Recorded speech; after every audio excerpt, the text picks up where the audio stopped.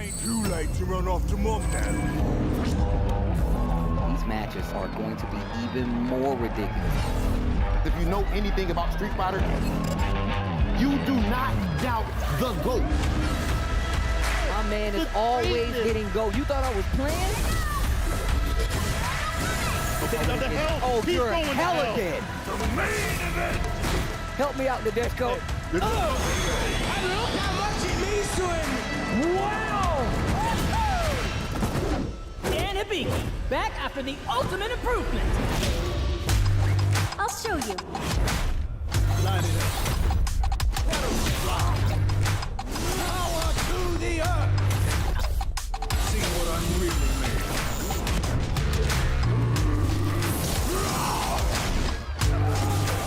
The honor was mine. I'll settle this.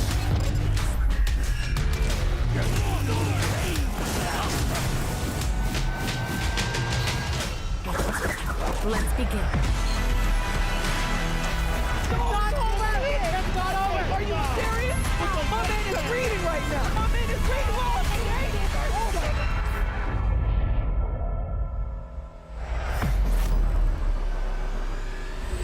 Skip to my rules at the end of you know!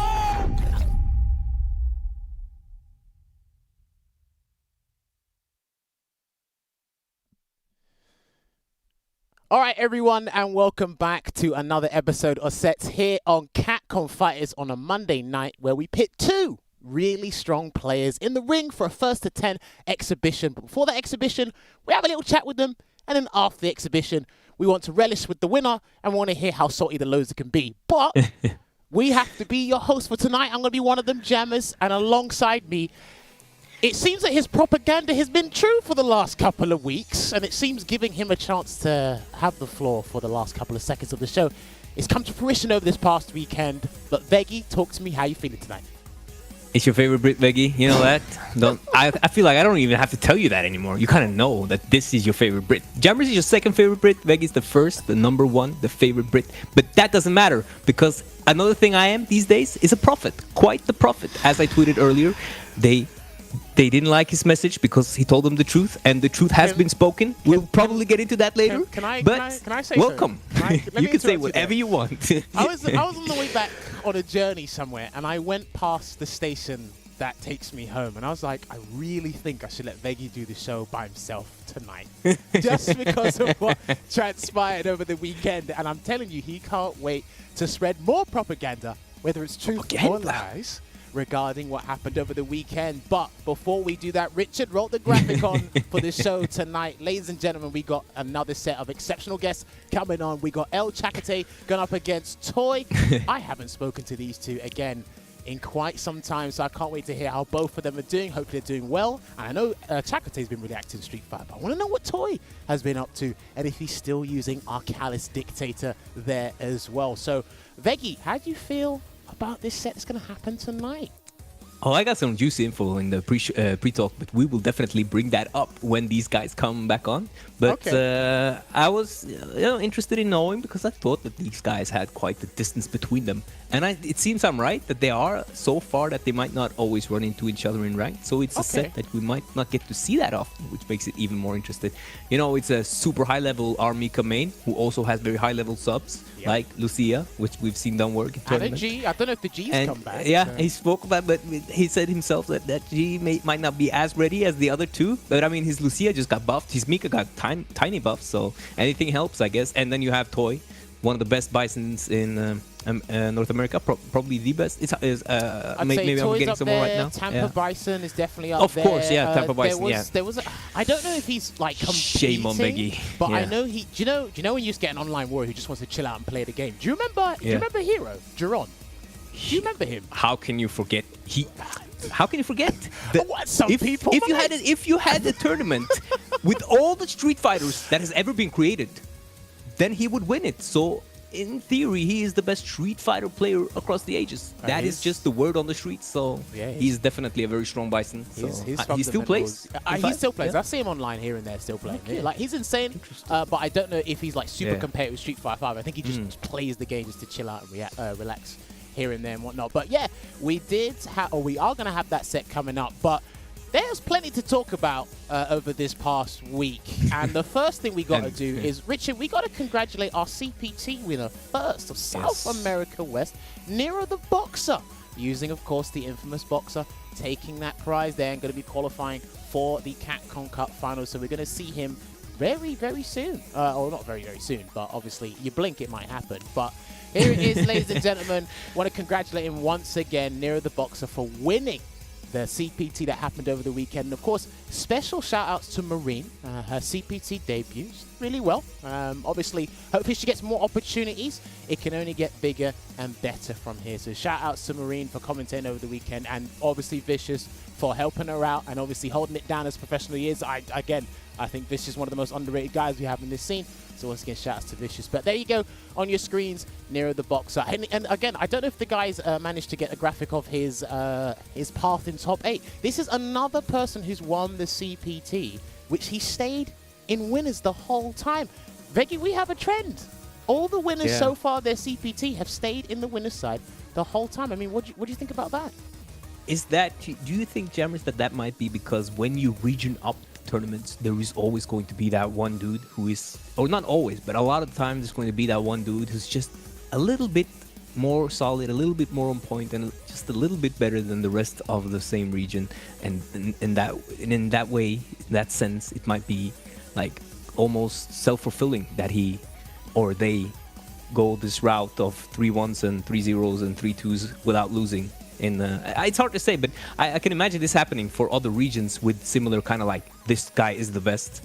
But, you know, yeah, I mean, look, it's interesting. It definitely is, because, like, again, we're going all the way up to the grand finals. Whether or not the grand final got reset, it's like the guys are staying in winners. We've had Cammy's win, we had Nephew win with the Colleen. Now we got a Boxer. So again, we're seeing a little bit more light as to which characters. Look, obviously, some of us knew which characters were going to run rampant, whether they be online or not. But it's starting to come a little bit more clearer now. There's plenty more events down the line, and we will be going into transitioning into 2022 as well, because we'll be ending with the 4th Japanese qualifier in 2022 before the cup happens there. But once again, congratulations to Nero the Boxer for winning that there. But then we have to. We got to talk about what happened over the weekend, other than the CPT, and this is music to Veggey's ears. Oh no, do you know what? Before we do that, let us not forget there is another CPT happening this weekend as well. This will be the last one of the month of May, because again, it's just been CPT after CPT back to back here and there, and this one will be the South America East, focusing on the Brazilian region there. I think sign-ups close tonight. I could be wrong. If you are in that region, you haven't signed up, please do, because this was actually one of the regions that had the most numbers last year for their CPT. So I don't see why they wouldn't have a horde of people entering online for this as well. And hey, we might see some great action once again for that event going down there. So thank you very much, Richard, for putting that on. And don't forget, when we go into June, there'll be 3 events, and there'll be Europe West. Hey, we're actually getting closer to when we're kicking off with things here. This is going to be pretty damn interesting.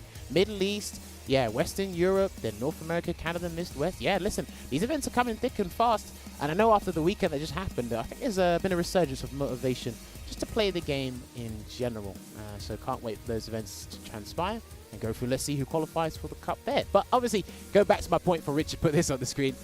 Another event happened over the weekend. No one told me about it. I had to. You didn't hear? I didn't hear. I had to go. I was actually shopping on Shoreditch High Street, and you know, word on the street. If you have your ear to the ground, someone did tell you like 16 players just came through to this weird sphere or cube, and they got to play a bunch of games. I said, are they playing another game?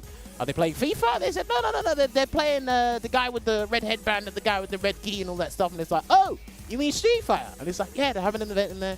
And it's like, okay, so what's going down? 16 players came into the ring, had some fun in the Red Bull Gaming Sphere, and only one winner came out on top. And we got to congratulate him because it was an exemplary performance. We're going to say congratulations to Mr. Crimson. He's no longer signed. He's no longer signed with his football team. I believe his contract expired. He put it out. Yeah, he definitely tweeted that. Yeah. Yes. So it looks like the contract is ending in a very fitting time when you're on Very top. fitting. So you might you might get some other good offers. But as we know in Europe, he's one of the best. I mean, there was a point last year. I just want to say that when I didn't mention Crimson in my top 6 or whatever for Europe, and there was a lot of people being like unhappy about that, and I was thinking it's just my opinion. It's not fact. Opinion's it's just not my, fact. If you don't like it, wait, move wait, on. wait, wait, wait, If you don't like wait. it, move on. But to be true, my opinion might end up being fact, as we see with Dalsim in this season and things. So I could understand it was a bit more hurtful. But right now, you are there, Mr. Crimson. Don't worry, I got you there now. So that's over, and all the fans you had on your side that messaged me about it on Twitter, like live publicly. Don't worry, he's there now. I just don't know who to throw out. mean, It's look, very hard. So I might have to expand to top 7. So Look, I mean, opinions change at the drop of a hat, and sometimes you do get proven wrong. Like I said, opinion is not fact. If you don't like it, move on. But Richard, Exactly. roll the graphic so we can see and congratulate Mr. Crimson for his exemplary performance over the weekend. It was actually... Oh, you haven't got one? Well, okay. Damn, I thought you guys were actually good while I was on my way here. But clearly we don't have a graphic to do it. But we want to congratulate Mr. Crimson for winning the Kumite over the weekend. He had a very deadly pull with Gachiken, Bolt Strike, and Idom. And then obviously from there he beat Punk, Luffy, and then Idom in the final 5-4, going down to the wire. I think Idom tried to anti-air that last little mix-up from Mr. Crimson, and then the jumping hard kick hit, counter hit, and he got the full combo into EX Yoga Flame. So then there was that. And then again, it was great. Saw a lot of emotions. And I said this on Twitter publicly, and I'll say it once again as well. I think the weekend that just happened was something everybody needed.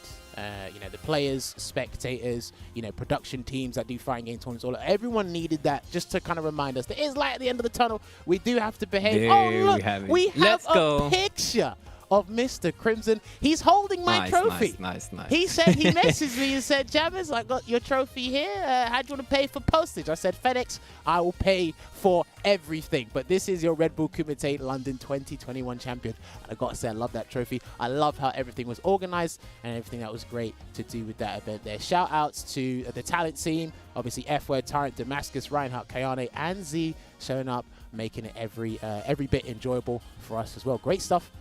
Regardless, and shouts to all the combatants that participated in that as well. Obviously, it was their first event offline in quite some time. A balance patch dropped a couple of days ago, which we will talk about that as well with the guests we have today. So things did change, but at the end of the day, Dawson didn't get touched, and he still remains Bro, pretty that damn run was strong. actually ridiculous. Listen, that run nobody can discredit was that run. ridiculous. And No, because that run it was wasn't, hard and ridiculous. It was a different run. Not like, you know, Luffy's run in 2014 EVO, that was great. That was a sensational run. But this was a different bracket. Remember, you had to do the round robin format, and then from each point onwards, the set got longer and longer. So it just turned into long exhibitions, right? So again, it's nothing to throw shade at, nothing to disrespect. And that was obviously great stuff there. And again, mental fortitude as well. I think obviously the fire he had from, you know, the exchanges he had with Punk, online and offline, I think that helped fuel, you know, what he really wanted to do, his desire to win. And I think sometimes players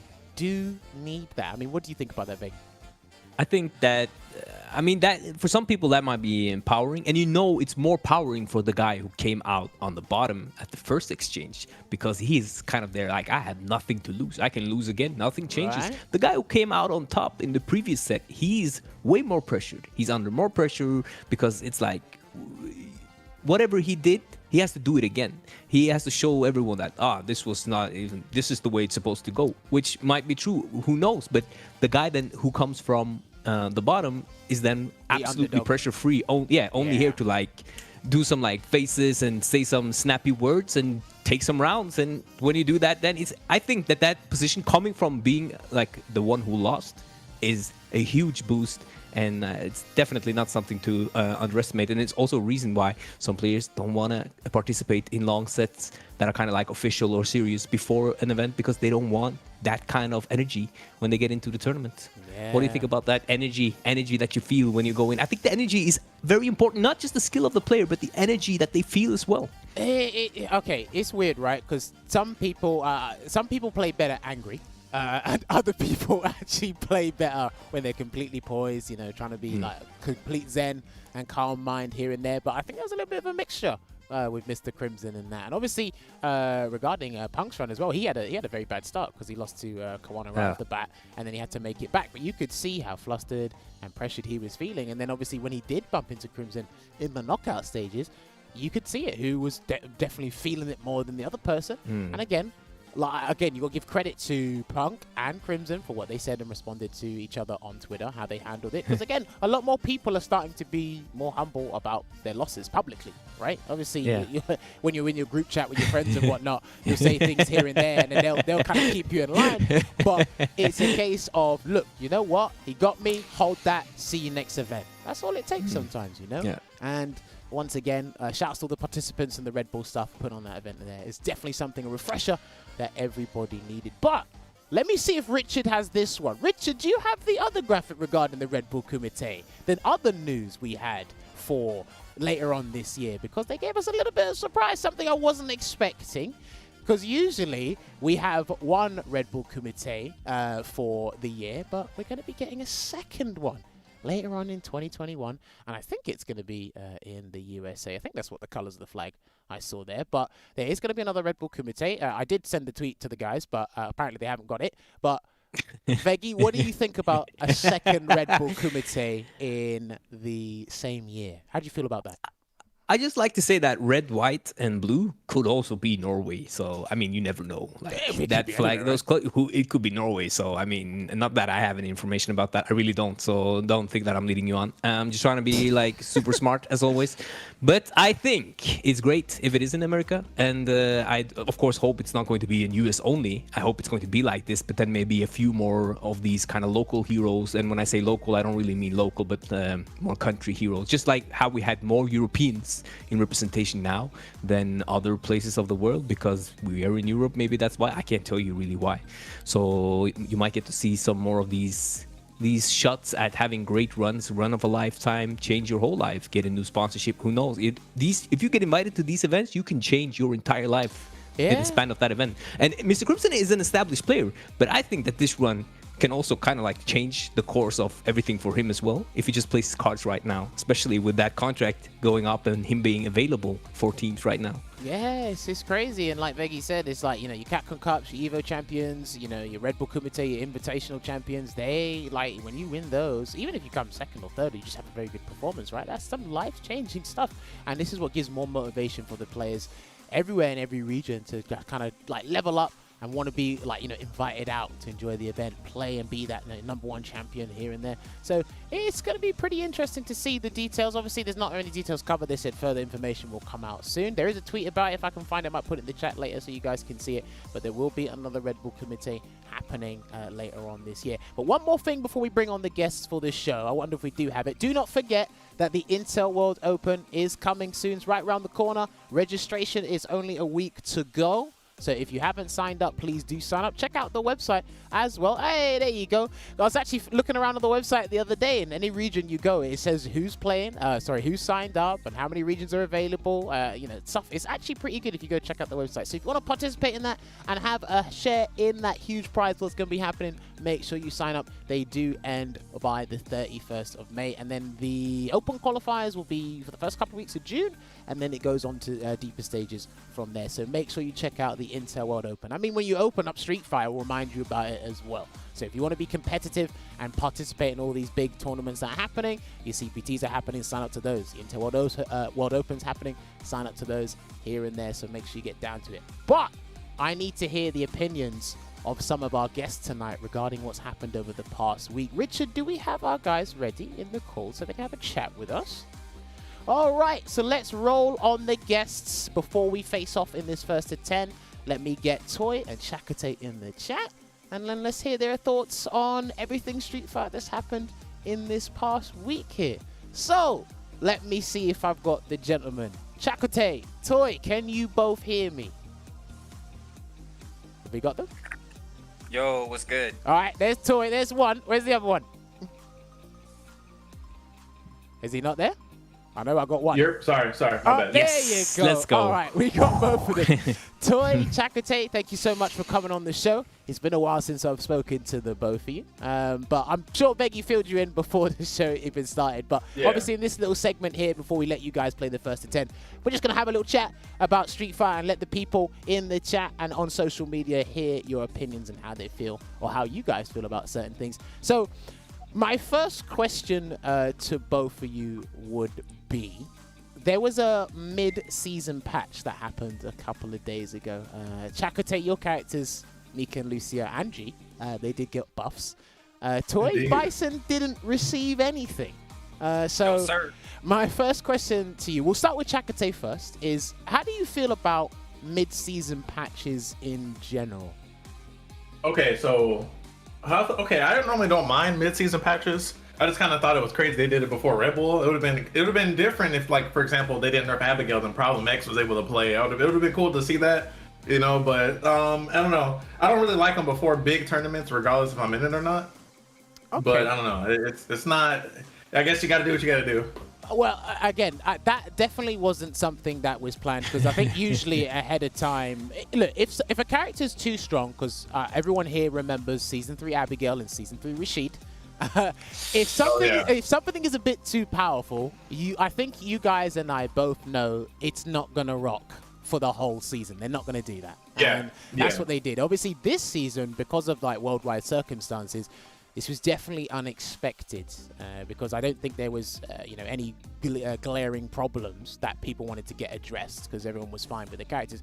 Maybe outside of the Ibuki and Seth players and a couple of other characters here and there. But I just wanted to hear how you felt about, Mika. I think Lucia's got better Oki on a lot of her stuff now. Is that right, Chakotay? Yes, Lucy got an Oki. Yes, Capcom, we love you for that. Yes. Okay, so what I feel about Mika, I think it was really good what they did to V-Trigger 2, because for the longest, I mean, Jammerz used to play Mika, so you would kind of know, right? Yep. Like how V-Trigger 2, the second activation was like almost impossible to get off. Yep. I thought that was fantastic. I was like, oh yeah. And then, so the Mika stuff is good. I went out the stuff, but we'll get to that later on after the set, right? Because then they usually ask that question. And then the Lucia stuff was amazing, man. Like, she got one of the biggest buffs like she needed to become a better character. So I don't really know like how much better she's gonna be, but definitely a big improvement. So. Okay, fair play. Will we see maybe your G return, or is that not going to be a thing anymore? No, I've been playing him. My G just kind of sucks. I ain't gonna lie. Like I gotta do better. That G kind of sucks. But like you might not see it today in the set. But yeah, he got some crazy stuff too. I can't believe what they gave G. I don't know what they were thinking. It was insane. Well, I mean, look, think of it like this, right?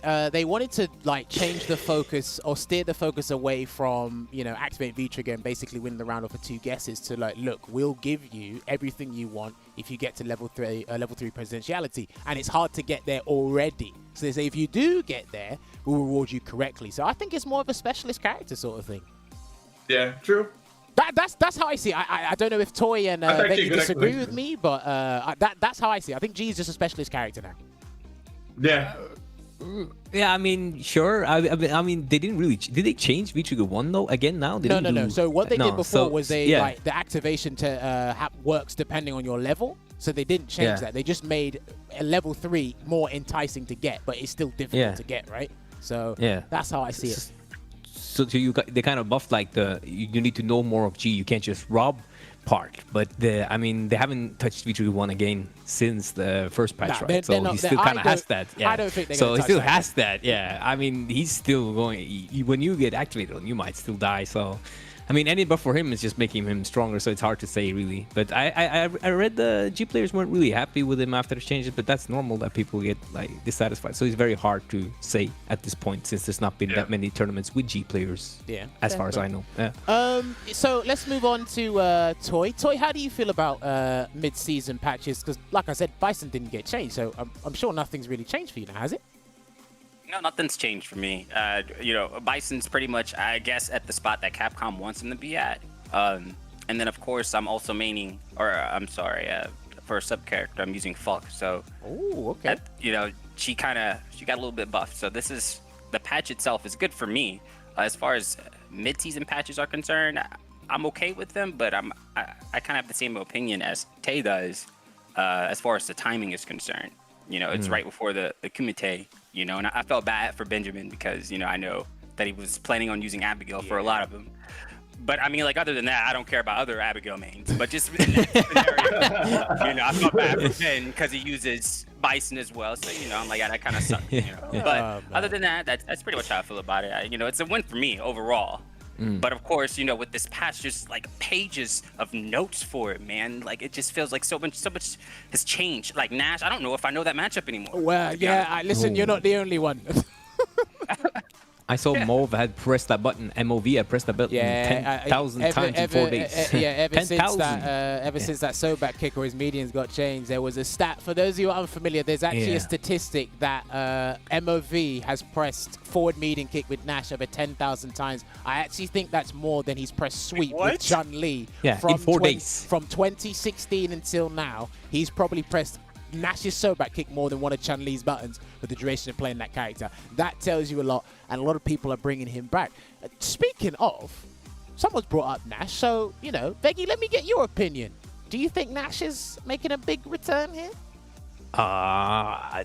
Again, this is a character for me. It's hard to call because since I've been very active with the game, Nash has not been. He was there in season 1 when you know, when everything was launched, but since then he's just been falling more and more off. So I don't know if those changes are enough. I think the quality of life, but it's kind of hard to say for someone like me who has limited experience watching and playing against or as Nash. So he wasn't very good before, but he would always be annoying. So you don't really know if that's enough, but the forward medium kick change is ridiculous. I will say that, listen, because that range is... Sometimes you don't need to be strong to be annoying. I just gotta chime in. Oh, wait. You see that? You saw that thing Toi just did there when he tried to whiff punish Abigail's crouch medium punch with his stand fierce? Yeah. That would have worked now. That would have worked today, I think, because I checked that earlier. So that is a great change for you. So yeah, so you would have had that hit last time. Sorry, just had to chime in on that as I saw it. No worries. That was a great situation. Yeah, really great usage of buttons. Let me ask Chakotay. I mean, how do you feel? Do you think Nash is going to make a return this season? Possibly, yeah. You know, I've been seeing some players that used to play him again. So I think with that being said, yeah, we'll see it. I mean, I don't really know how good the character is yet, but I definitely think we'll see a return to Nash. To what extent, I'm not sure. Oh, okay. But I mean, like, it's always good to get early opinions here and there because I know Nash has annoyed everyone in this room at least once. At least once. I don't think his core game plan is going to change, but let's see if he's going to make that return, especially in the CPT. Remember, Ed almost did win one due to infiltration. Oof. It was close, no cigar. We almost had actually a Nash and a Kage win last night, but Nero the Boxer did stop that. So there is a possibility. But obviously, moving on here, Red Bull Kumite did happen. Obviously, I'm presuming both Toi and Chakotay did watch that. Now, how did you guys feel about watching an offline event in almost over a year? How did it feel for you guys? We'll start with Toi first. God, it was like a breath of fresh air. Like, especially watching the Mr. Crimson pop-offs, because I also love popping off. You know, popping off during the pandemic, it just don't hit the same as popping off in front of your opponent, right? But it's like, you know, that Mr. Crimson handshake, like once he beat Punk and I saw him walking towards Punk, I knew something was up. I knew something was awry, bro. I knew it was about to pop off, bro. And once he like held his hand, it was great. It was godlike. Oh, man. So yeah, watching offline events, man, just having that, just hearing the crowd as well in the background, you know, hearing Kayane screaming in the background and everybody else it just took me back. You know, it just made me miss the offline events and the presence. You know? That's good. Then Chakotay, how did it feel for you watching that? Man, it felt great, man. You know, like the level of play was amazing. It was inspirational, honestly, because I really haven't talked to a lot of people about this, but I kind of was like falling off for Street Fighter a bit. Like after the CPT into last year, I kind of like was losing interest a bit, man, because we were just online, and you know, I stopped entering tournaments like that. I stopped training. Like I normally don't even play if I'm not streaming. So like watching the Red Bull, it felt amazing, and it encouraged me to want to train and do really well, man. Like. And it makes me miss offline, I ain't gonna lie. Like I really hope. I'm glad to see that Red Bull is in the US, man. It would be cool to be on there. I don't really know like how they pick people, but it definitely, you know, would be amazing, man. So then again, that obviously alludes to my next question, since we got 2 American players here. So obviously, I'm gonna assume 100% it's gonna be in the US, the next Kumite for this year. We'll start with Toi first again. If you could invite, probably not 15, because I think it's 15 in the LCQ. If you could invite some American players to a Red Bull Kumite in the US, and I want to put yourself in there as well, right? You have to mention yourself. Who would you invite to the Red Bull Kumite in the US? I'm going to leave this question open to the chat as well. So you want to tweet at us at HCJammers, at Veggey SF on Twitter, and let us know who you'd invite to the Red Bull Kumite in the US. I'm very curious. But Toi, let me hear your list. Oh, bro, I don't know. That's hard, man. I'm not trying to get no. Listen, look, it's your opinion. It can be anyone in the world. It doesn't have to be domestically. It can be anyone in the world. All right. I'd do Danka Diaz. Okay. That dude. Good pick. My young son from oh my God, uses Sakura and Seth. How am I Chris forgetting his CCH? name? Or not Seth, Chris. Chris, yes, Yeah? that dude's that boy's good. That boy's good. Nephew, of course. Okay. Neon, he's a god. Yeah. Oh my God. I know there's lots of choices, right? So much talent. Yeah, there's so much talent out here.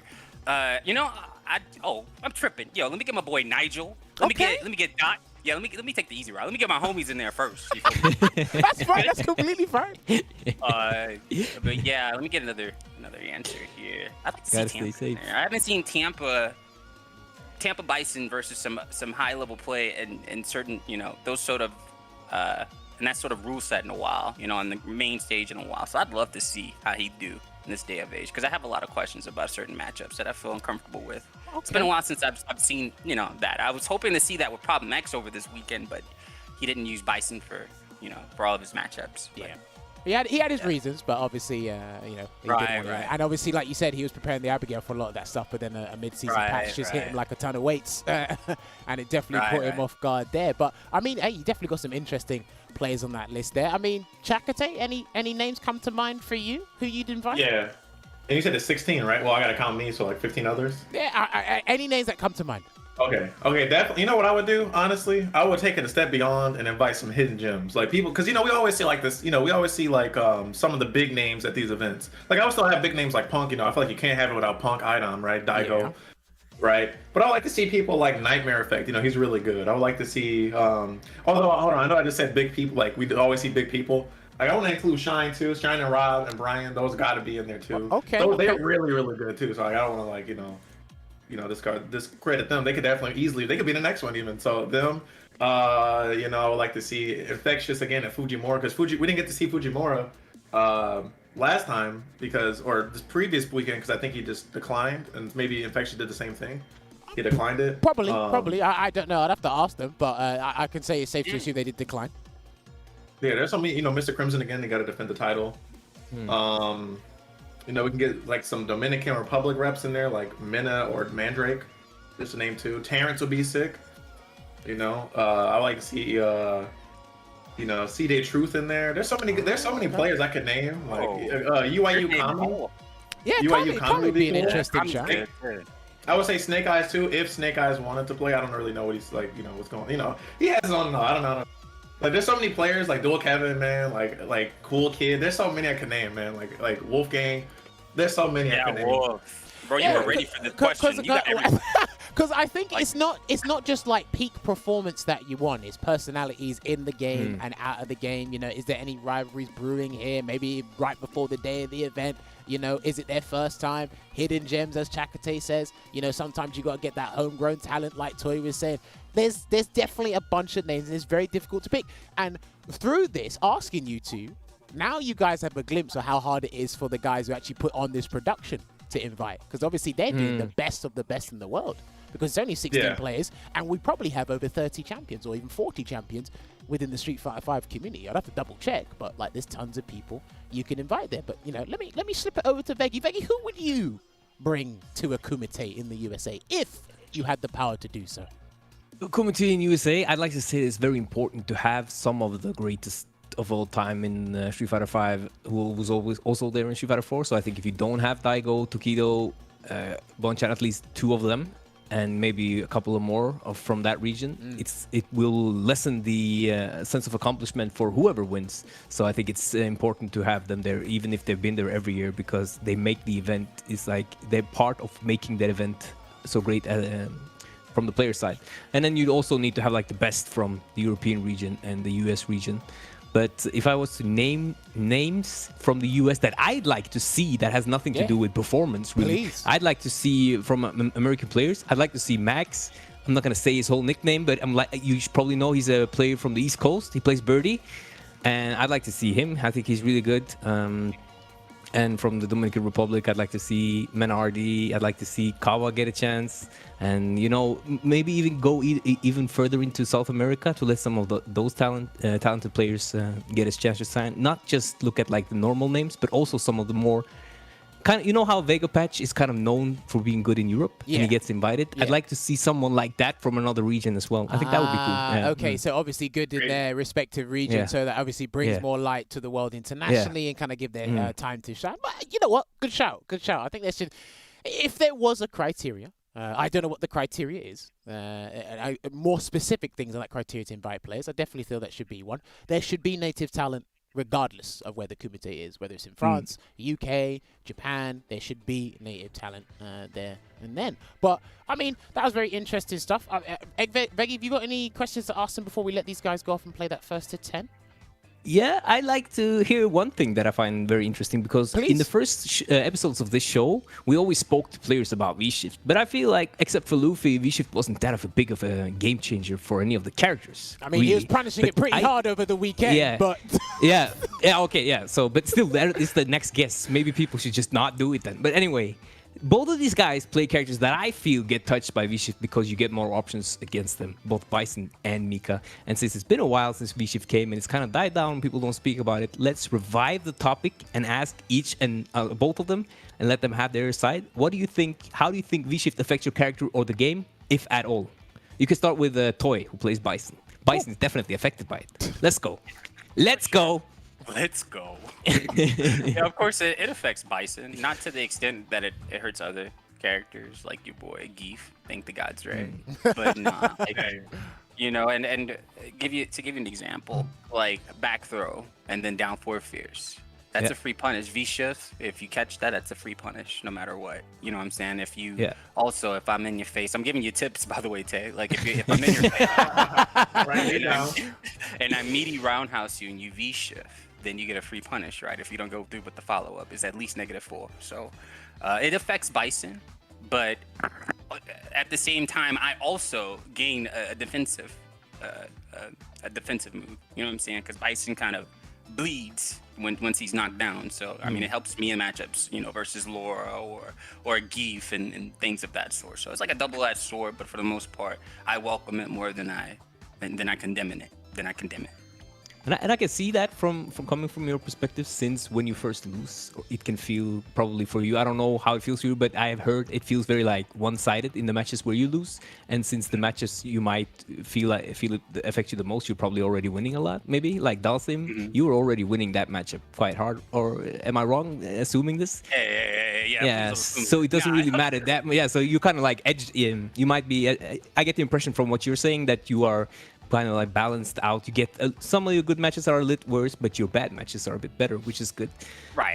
If that's what you meant, that's the kind of sentiment I get from you. And let me just throw it over to Chakotay, and if I said that right before we get this set going, and then we can keep talking after the set. So Chakotay, Oh, sorry.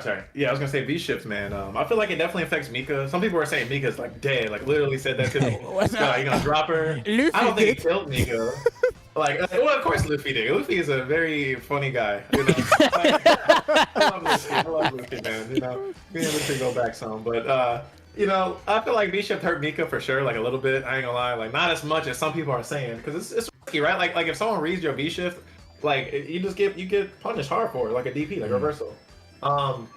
The thing is though too is like I find the worst time to do is in the corner. Mika like hits you one time, you kind of in the corner anyway. Yeah. So like, are you gonna do it? But in the corner is good against Mika if she does have if she hit me with a V trigger mix up with a dash go.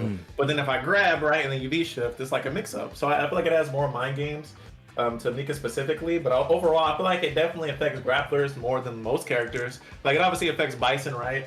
But it affects grapplers the most. It feels like they made that mechanic with grapplers in mind.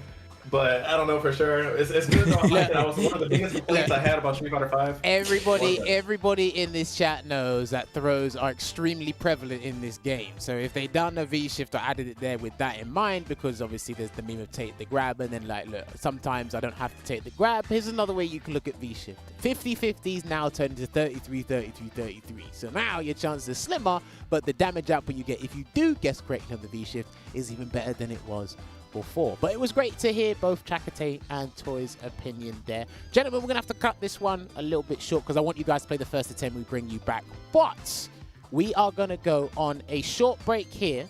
And when we come back from the break, you are going to see the exhibition that's going to be happening happening between Toy and Chakotay. So guys, do not go nowhere. We'll be back with you very shortly for the first attempt.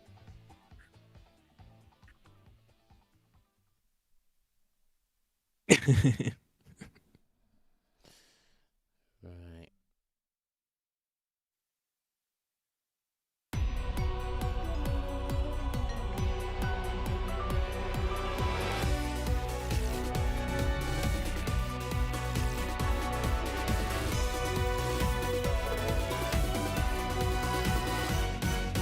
You shouldn't only admire my work, but also concentrate a little more on your lessons, Mana.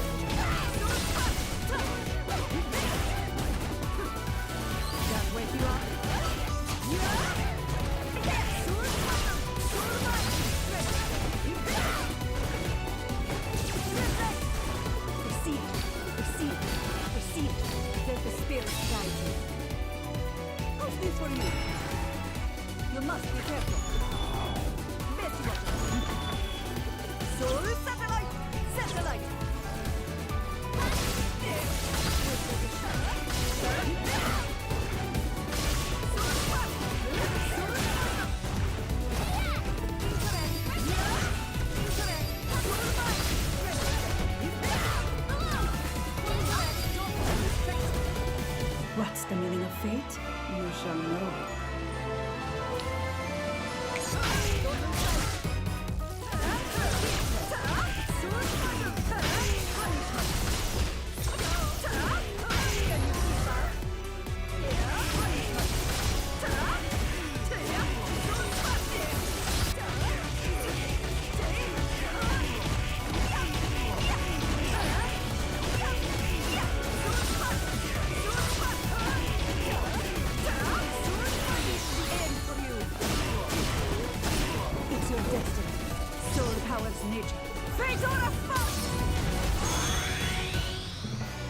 You should try to learn to use your power a little better.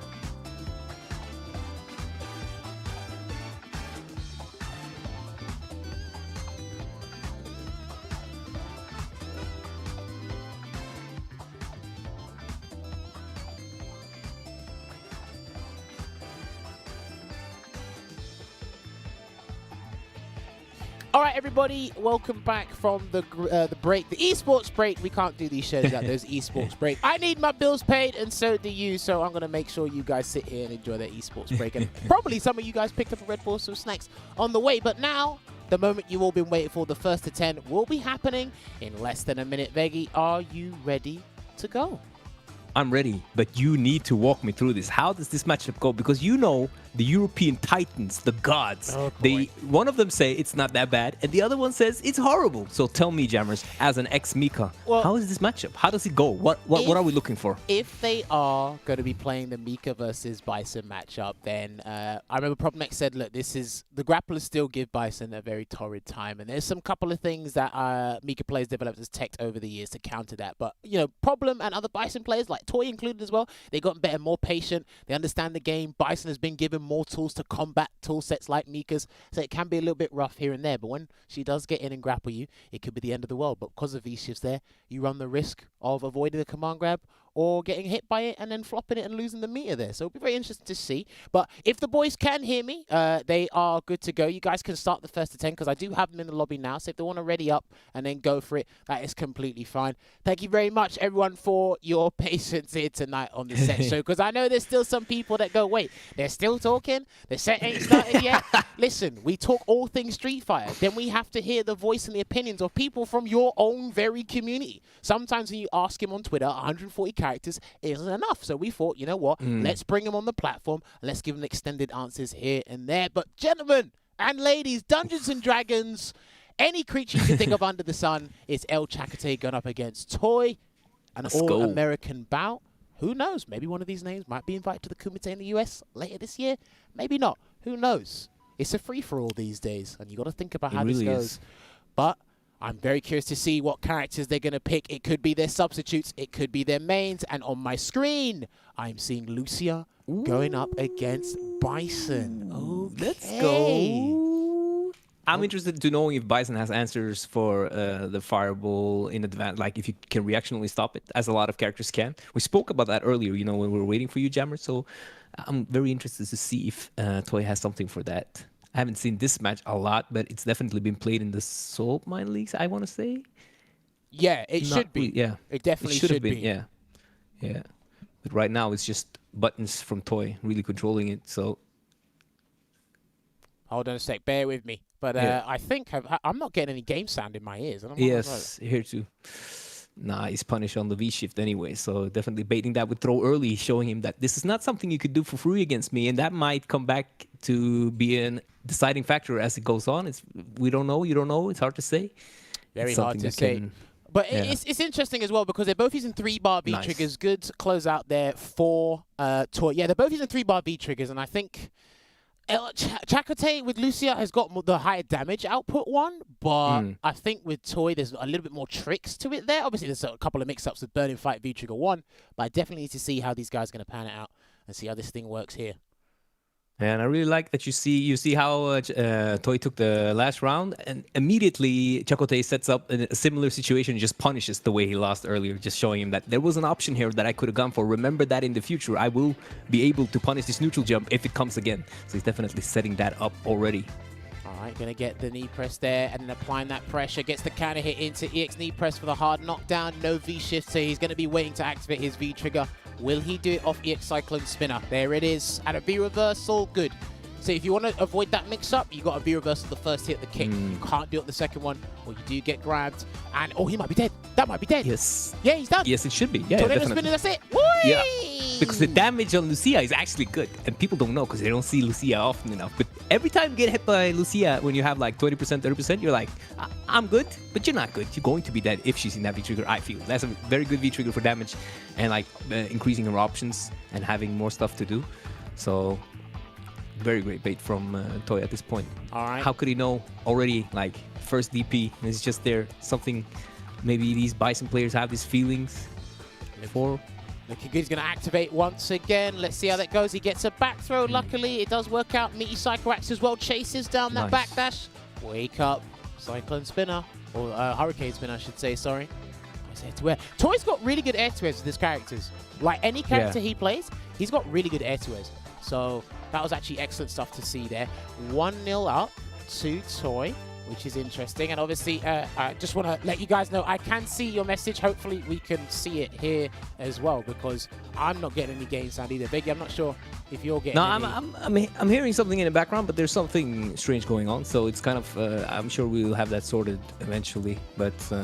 You know, we could add sound effects if you'd like, Jammerz, but I don't think that would be very good look for the stream. We're not Yipes, and we're not Tasty Steve. And we're not Venom. I'm gonna leave the sound effects to the professionals. Obviously, they're professional commentators as well, but when it comes to filling in times like this, I can't give you sound effects. I can give you running commentary on, like, you know, dark fantasies and stuff like that, but I can't give you the sound effects needed for the characters in play at the moment. And I have requested something as well for my stream team, but I don't know if they're looking at their phones. But we'll see how that goes. But it is 1-0 up to Toi. It looks like we're going to get a change from Lucia to... All right, I'm hearing something. Definitely hearing something. Wait, we're having a change from Lucia to Mika. Wait. Oh yeah, exactly. But you know, an interesting situation at the end there. Toi tried like shimmy the end of both rounds, and I'm really excited to see how this shimmy situation will evolve as the set goes on. If he's going to continue trying to force that, or if it's eventually trying to kind of establish that. Remember, I can throw you here. Why are you not picking? So I'm interested to see that, Jammerz. Oh, that was a really lucky stand fierce whiff, but the jump just too close, so nothing from it, and he was already committed to the jump fierce button. All right, so this is a matchup I played with Problem X for a little while. This is a matchup we've seen Problem X, Toi, Luffy, Chakotay, they've all played it, and it's definitely one that's been around since Season 1, and it's changed dramatically over the years. But again, at the end of the day, grapplers do give Bison a little bit of a hard time when again. And again, the risk-reward game does get bigger and more dangerous for our Callous Dictator here. Gonna get that grab. There it is. Yeah, there was no... Now it is available, but there was no V-reversal available early, so he kind of had to deal with the mix-up. But there he just gets out as soon as he has the V-reversal, V-shift ready, I should say. V-reversal and V-shift. Yo, that check on the dash, and then... There you go. But he's not ready for the V-shift, though. You could imagine maybe the throw is just kind of there to option select or get ready for the V-shift. But he closes it out with the classical Bison stand medium kick anyway. And I can hear some sounds there again. Yeah, there should be... I can hear game sounds, so let us know if you guys can hear that as well. Thank you very much. Oh, crouch fierce, and that was on counter here. I'm looking at a stun here. Yeah, I'm looking at stun. Oh, he went for EX Peach instead of the wingless airplane. He would have got more stun, I think. But could it have been on purpose to stun for the kill just after? Very nice, being ready for the V-reversal there and punish with a back throw and put him in the corner. Yeah, good position to be in right now. I think Chakotay wanted screen positioning before instead of the stun, really, but it should be alright. Yeah. He can't get that's a good point. There you go. As he's whipping those buttons to like check a preemptive dash, it catches your opponent off guard when you have the one bar for the EX scissors as well. So good stuff there from Toi. Loving his strategy with Bison, honestly. He's definitely pressing a bit on defense, both after V-trigger activation and when Chakotay has him in the corner. And it has been working out for Chakotay so far, 1-1 in rounds. The thing is, what I found, from a Mika's perspective, what I found was going to be more and more difficult for the character was the genuine approach. Because again, if you're too telegraphed, if you're too predictable, the Bison player will find a way out. Because he's got, like, you know, his parry, you know, the V-shift to help him out here and there, it does get a bit difficult. But when you are stubborn, like Chakotay has been this round, you get in, and you could potentially win that game. And you should just end him. I think he's still alive, though. Yeah, just about. One mix-up will do the trick. And he's done delayed rise. Oh, he's ready. He's ready. And I think he could have noticed, I think Toi could have noticed earlier in that same round that he's putting the throw out to punish, which is what a lot of people, especially grapplers, do because they're so used to people doing V-shift. So he could definitely have kind of safely teched a bit more because Chakotay was earlier doing that throw to punish the V-shift. And here again, as you see, Jammerz, throw, safe option, punish the V-shift. Here's the thing. I totally agree with what Veggey has been saying. It's a case of, as I was saying to the players that we had on the show before, you need to be able to identify when your opponent is looking for V-shift a bit too hard. Then you can obviously, like you said, tech more, do a regular backdash. Heck, might be able to jump forward in certain situations. But we'll see. Again, it's a first to 10. It's one apiece right now. Maybe later down the line, Toi might change from Bison to Foul. Who knows? Who knows? Because he's definitely... There we have it again. It's kind of like wanting... He wants to get out, but he's not really noticing that Chakotay is just putting it safely to punish that. I mean, there is the mix-up, so you never know what the thought process is that is thinking, now it's coming, but so far. Maybe he needs to show him that I know that you're doing these options. Like you need to commit more if you want to kill me. That was dirty. Dash up into the so giant swing. Here you go. And again, when she's got you in the corner, listen, when Mika's got you in the corner, you're just another victim. I think it's easier for her to snuff out the V shift, especially if you don't really want to commit to that command grab there. And again, he's in, gets that counter hit confirmed. He could have got a little bit more damage with not without having to use meter there, but stun. And he can build meter for. Yeah, he's going to build meter for super. There it is. And I've noticed he's picked V skill 2 as well. Interesting. That might be there to counter Psycho Axe and neutron reaction. Oh, dead yet. He's going to delay rise again. Oh, yeah, he's earned it. He has earned that with all those throws that he's been just throwing out on him on offense to stop the V-shift. So this time he was confident. You know it, Jammerz. He was so confident that no one's going to jump that way. This is going to be a long set if this keeps up. Someone has asked, is crouch short into stand fierce a true frame trap for Mika? No, it is not. You're probably not talking about stand fierce. You're probably talking about Lady Mika, the forward hard punch. It's to catch delayed buttons and delay tech on defense. A lot of Mika players do that because, again, if you're trying to do a grab, your opponent might backdash, and if you go for the Lady Mika in certain situations, it should catch the backdash as well. This is why you're seeing Chakotay use it very maliciously on offense. He gets the back throw there, a bit lucky, but it was definitely projecting. Whoa! There so that's how we use that. Yep. Maybe that's a good pick against Bison because Bison is button C when he's kind of in his zone. So, I mean, you have that threat and you can kind of get out, build some V-bar. Might be an interesting choice. Just like with a V-shift, Bison can easily bait that out, but he has to see that you're willing to use that, especially on reaction, the V-skill 2. And what's good as well is that got changed. So when you do successfully connect that, it should power up your grab or your next grab as well. So. Yeah, he's definitely had to deal with that situation. And they get the combo. Nice. Yeah. Nice. Oh, that's with V skill 2. After trading, you power it up like that. No, with both V skills that happens. So when you use either V skill to power up her grabs, you can also combo into them as well. So it can help in a that was the change. Yeah, situation, exactly. So. Yeah. At least Bison doesn't need to deal with that Season 1 situation where Mika just V-reversal and got Oki every time you press the button on her. Nice defense. V-reversal there. Again, I haven't seen much chance for Toi to activate his V-trigger for Bison these last couple of games, but later down the line, he might get the opportunity. Backdashing and V-reversal again. He's had to use every defensive option he has in the book.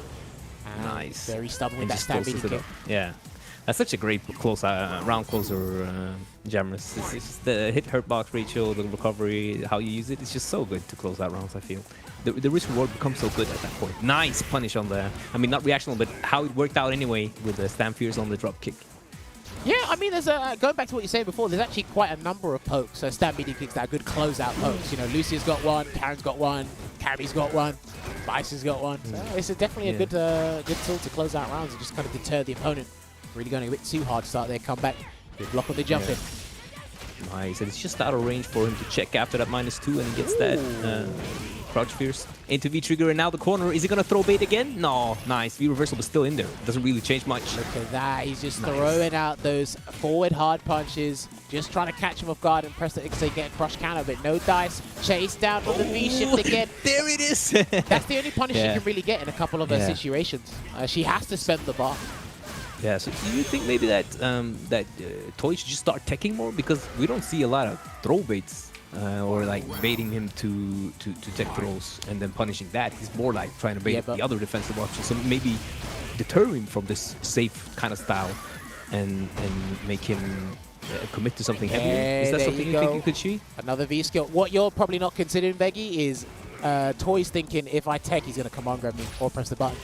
So yeah, exactly. But it's a good point, but I feel still like maybe something to look at to start like forcing the tech more, so he's forced to kind of take more risks to Damn, he's holding up again. Yeah. Interruption, hard knockdown. He's going to get back throw. He just goes to the safe meaty pressure there. He's still got nearly 2 bars for the V-reversal if need be. Despite the mauling that has been happening, Toi has managed to turn this around. Gets another V-reversal, no meter on deck, and then gets the dash into the crouch jab. And that was such a good dash. Who would have thought that would come there? You would think that someone would probably try to like safely close out the round. So that's such a great dash because that's the time you're not going to be looking for the dash. When you are like stressed out, I need to get something going, I need to get something rolling, and then suddenly the offensive maneuver is coming. You are a lot of the time you're not going to be ready for that, Jammerz, I feel.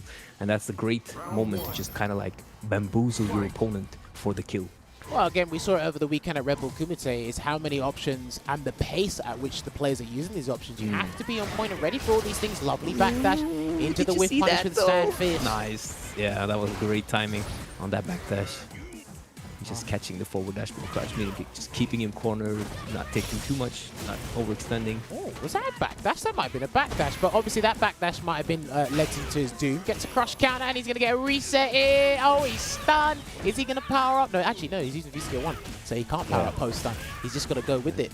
Go with the flow, and then stays in front. That was a very risky dive bomb, and again? Wow. Who do you think we are, Rashid? Ibuki? Like, I like that. No, I like that, Jammerz, because you are definitely blocking crosses. That's not something you see every day.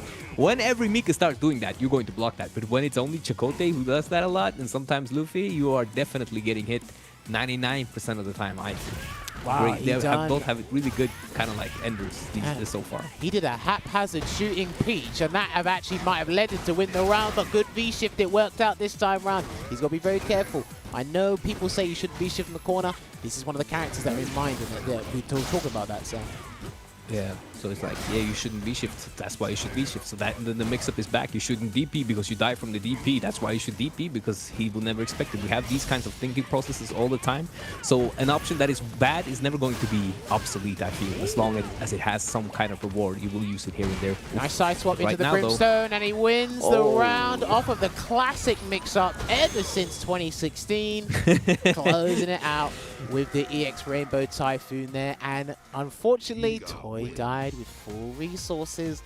He's beating himself up about that one. He might, but he might also just be shrugging it off, getting ready for the next round. But I'd like to ask you, Jammerz. If Mika does Lady Mika in the corner and you block it and you do reversal V-shift and she does another Lady Mika, will she trigger the slowdown or will she catch your recovery frames and crush you? If I do it immediately, I think he'll just about, because it's active for 3 frames, right? But it's got 10 frames up. I think he'll just trigger the latter part of it. But if you go for a V break, I'll be able to block in time. So you got to be, people got to be pretty careful. And even then, there's a trick against, obviously going on the quick tangent. There's a trick if you try and V reversal Lady Mika, Mika can block in time, and then she might be able to V break or V shift punish your V reversal against the Lady Mika because you're trying to reduce your stun. Very interesting situation. We might see it, we might not. But he kind of needs to, I think he needs to slow down just a little bit every time Chakotay is getting don't that. worry. Yeah, that punish is fine. Don't worry. Oh, sorry. That V-shift there was fine. You can't really catch anything without Lamita. Exactly. Yeah, so whenever Chakotay is out of bar, the defense definitely gets better. But no, he's dead. Just like that. Bow. Jammerz, just like that. He was in such good control of that round, just controlling the pace all the time, checking, getting out, and just like that, suddenly, round goes to Chakotay. That's just the power of Mika. Her finishers are very good, I'd say, Jammerz. She's a good character to finish rounds. Yeah, look, you run the risk, of course, because if your opponent backdashes or jumps it, then you'll get a big punish. Yeah. But like I said, it's like anytime it's that mix-up for EX Rainbow Typhoon, or you stay grounded and get hit with a medium punch into EX Peach, it's still a deadly situation for a lot of characters, you know?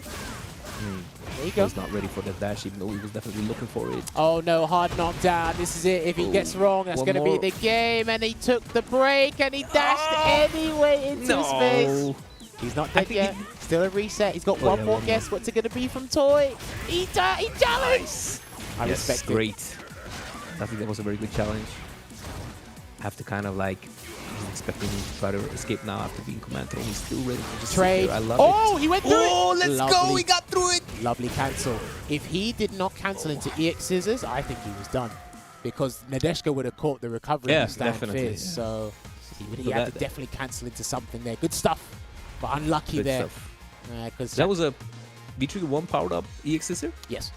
Yeah, that's why it works. So he turns like invisible and invincible, I guess. Yeah, that's what I'm saying. If he didn't cancel into maybe EX Scissors or maybe head press, whatever he did, he would have got caught. So good stuff there from Toi. But again, sometimes the exemplary play doesn't always get rewarded in Street Fighter 5. So sometimes you got to get down and dirty. Yeah, and just like that, he's already in the corner, being too late on the anti-air. Interrupts again, great stuff. Trying to build and get him back to the mid-screen. Alright, gets that meaty. That is +1. He tried to do a button there, but got caught by the crush counter. Lady Mika pressing buttons after the -2. I see you there. Chakotay's again. Oh no, this is looking rough. Oh, no. Yeah. Oh, he just goes for the safe throw. Beautiful. He just got out just like that. We're looking at Toi. Let's go. Let's get a little run back. But he doesn't have the V-bar to kind of like force it. So it might not be enough. But he's in a very good position, right? For surviving at least. The thing is, it's hard to identify where Toi is getting real damage outside of stray pokes and being very stubborn on defense, because where he has been very obstinate on defense, it's kind of cost him those games. That's why Chakotay is 4-2 up at the moment. Probably trying to go for a V skill too. Nice, yes. Oh, he's ready. Did he know? Did he just know that he would dash there? Oh, and he believed something was coming, but that was a beautiful shimmy. When you don't have the bulk speed, do the backdash instead. Nice. Very good stuff from Toi, taking that round back, I think, Jammerz, and catching Chakotay off guard again. Okay, this is going to be interesting here, but it's like, I think there's more mental stress on Toi than it is Chakotay, because if something doesn't work out... Jammerz! Right, there we go. Let's see if it... Yeah, okay, that was a hard read. Yeah. That was a hard read. Exactly. Don't worry about that. And then the punish on the V-shift, that's all he could have got there as well. But you know what? I like that Toi is still V-shifting, because it is a guess, and he needs to get out somehow, and it's still... Oh, nice tech. Yeah, but he's not... What yeah. he's not doing is he's not trying to backdash. That's the thing. He's not backdashing. Yeah. But he has it. Will he go for the throw? Finally, he does not shimmy for the kill. Yeah, the reversal. Nice if he dashes and grabs, that's it. Okay, he played it safe. Oh, backdash, very nice backdash. Just needs anything really. This is a good position to be in for Toi, I'd say. No bar on Mika, no V bar on Mika. Oh no, he didn't do reversal the drop kick, and he's gonna dash, gets that V shift. I love it. I love it. The slowdown pretty late. Did you see that? He tried to surprise him again, but this time Chakotay was ready. He probably remembered from last time, or just had it instinctively. I'm going to check that dash. He tried, just too late, and that led Toi in to land that last hit, that last low. All he needed. And now he's suddenly back in the game from being down. What was it? 4-1? It was 4-2. 4-1? I believe so. It was yeah, 4-2. 4-2. Okay, so he was... Yeah, this time. But earlier, I think maybe he was down more. Yeah, doesn't really matter. He's coming back now. Alright, let's see how this goes here. Slowly but surely, I do like, you know, preemptive buttons every so often. I think Toi's resorting to that a little bit too much. Kind of maybe tempting Chakotay to go for the crush counter. But again, he's waiting for that one opportunity. Maybe get that jump in, that sneaky dash. And then from that, it's a snowball effect to win the round. It's put him in pole position a lot of the time here, Chakotay. And as Chakotay was trying to bait like the down forward for Fierce earlier, he was kind of missing the nice with punish on it. And I'd like to see him go for Stand Fierce instead. But there, he gets baited and hit with a down forward as he charged it up. Beautiful timing from Toi. Just read that button timing. Oh no, here we go. Delayed Nadeshko coming in. What's it going to be? Stays in front. Good backdash. Nice. We need to see these regular backdashes a little bit more from Toi. He's holding out so far. Is he listening to you? Is he listening to you? Just as you said it, it came, and there's the other one. Let's go. Right. That's nice. what you need to do, right? He's been V-shifting, like Veggey said before. He's been V-shifting a bit too much. That's the option he's been going to there. But now you need to move to plan B and start mixing it up. This game is all about mix-up all around the clock. That's what you need to do. Did you see that read on the backdash? Chakotay was definitely ready, not to being thrown back or checked on that one. Nice. Ready to check the dash again. There we go. Does it save a good space scissors? Well spaced scissors. It's back in the corner there. Nice wake up buttons into EX scissors for the hard knockdown. Gets that back throw. It don't Psycho Axe. Ooh, okay, he did. I don't. Does Chakotay know the tech? You can get a trade combo on that. If you wake up, up the Deshko there, you can trade the Psycho Axe to get punished. I know Toi doesn't do it. Or I think he remembers it. He's dead anyway, so. Yeah, and I think Toi also said that if you get back thrown and V-shift, as I do my down forward fears, you can get a full punish. He told him that as we were waiting for you earlier. So he's definitely aware that there are options for Mika to punish in that situation. Yeah, it's something I'll have to double check and look over again. But back throw into meaty Psycho Axe is a pretty dangerous situation for Bison in this matchup. But hey, sometimes you got to do it. Let him know. Yeah, just like that, he cornered himself. V-shift is ready, but it's going to be nice blocking. Another crush counter. I think he did a delayed crouching jab there from Bison. No, oh, there you go. The punish. Punish. Lovely stuff. I think that was planned. One more? I definitely think that was planned. He's going to build the bar. I don't think this is going to kill, though. Yeah, still alive. One more. One more for the kill. No, okay. Probably not. Oh, he's not ready. Not delay checking there. Might he be kind of like conditioned not to delay anything because of those delayed Lady Mikas. And since you probably can't really react to Mika's dash itself, so when he has conditioned him with those forward fierces, which is what it seems like on his delay buttons, he can freely dash in to close in the rounds. It's what it's looking like to me right now, Jammerz. Yeah, And I could Chakotay totally back in understand the that. lead. It's just, so obviously, sorry to interrupt you there. It's hard for, from what I can see, it's hard for Toi to keep up with a lot of things, because when he's tried to do a reversal button, Chakotay has kept things frame tight. Then he's like, oh, do you know, I'll delay it. Then that delayed Lady Mika has caught him, right? And then obviously when he's tried to get out of those situations where he's messed up, his backdash and his V-shifts haven't worked out so often. So it's an entire, look, it's a walking casino or a running casino. It's hard to keep up with a lot of this stuff most of the time there, so. Yeah, nice little crush there to take the lead, but you know how it is with Mika, it might not be over, you just need that one hit. And that's the thing that definitely these Mika players don't like us saying, but here it came. Let's see if the prophecy will be fulfilled. Left, right. Oh, he missed it. He was definitely baiting the V-shift again, so that's good. Toi using the V-shift is now letting him get out of mixes kind of for free, like there, because he's so expecting him to V-shift again, and he's just going for those low reward, low risk options to punish it. And Toi is really kind of like reaping his rewards, if that's the way to say it. Yeah, you right reap the now. rewards. Yeah. I think it's like all he's doing right now for me is he's playing catch up. Again, I think Toi's an exceptional player. This is a rough matchup for Bison. Oh, nice bait on the V skill too. He needs this round. That's +1 on block. Had he just had the medium kick maybe, but he kind of misread that spacing. Wow. Nice punish. Is that punish on the stand fierce? No, yeah. Well, actually it is. If you block stand fierce, it's -6 and the XP just catch it. But it wasn't reversal timing. That's why I was pretty surprised about that. Oh, stayed in front. Bloody hell. Reset! That was, and the reset. The classic. The salty kid style for the round. But I feel Toi he's catching on it. I feel like he's instilling some of his defensive stuff, making him get out kind of for free some places, so we'll see how that evolves. But right now, I think he's in a good position to kind of like even the score, but we'll see as it turns out. It's a very crucial round, obviously, but still needs to be said, because this is like a pivotal moment right now, I feel. I think he needs to save. He's ready. Yeah. Yeah. Oh, damn, you know, I think he should have saved that one bar for a little bit later on in this set. I think he's going to need that. Oh, dear. He's in the corner anyway. Gets a regular throw. He might grab him again. There it is, because he's snuffing out the V reversal. Yeah, he's snuffing out the V reversal. He might be finished. Oh, no! Okay, nice. He trapped him again, you know, with that -2 into that down heavy punch. Something I feel Toi needs to catch up to at some point in the match. Nice V reversal again, because he's not ready for that point. Oh, he missed it. Oh, no, he got it. No way. Yeah, he got the link. Nice. I actually thought he missed max range? That is pretty difficult to do. No, so it was obviously max range, but when you're in the corner, Mika's super gets more, it gets more range. Because she's being pushed from the corner. What? This has been from season 1. I didn't know that. This has been from season 1. I had no idea. That's very interesting. So you can confirm it from further away? Yes, literally. If you get like some sort of punish, if you try to punish like a Chun-Li stand fierce max range, you'll be able to catch it with that because of the extra leverage from the corner. He got the crouching light kick confirmed because it's easier to do because of the range there. Still a tight link, but he got that. So kudos to Chakotay for doing that. I actually thought he just about missed it. About missed it there, but color me impressed and proven wrong. That was a good range. You know, I feel like also Mika, when she lands the drop kick at the start of the round, that's like her best position right now, as she then doesn't have to deal with a V-shift. She can kind of just like do as normal until that. If they're in V-trigger, she kind of still works the same way. And at the start of the round, nice side switch. Ooh, in front, let's go. I'm very surprised. I haven't really seen Toi use his V-skill 1 to try and V-skill the drop kick. There's a mind game around that, but I haven't seen him like V-skill the drop kick.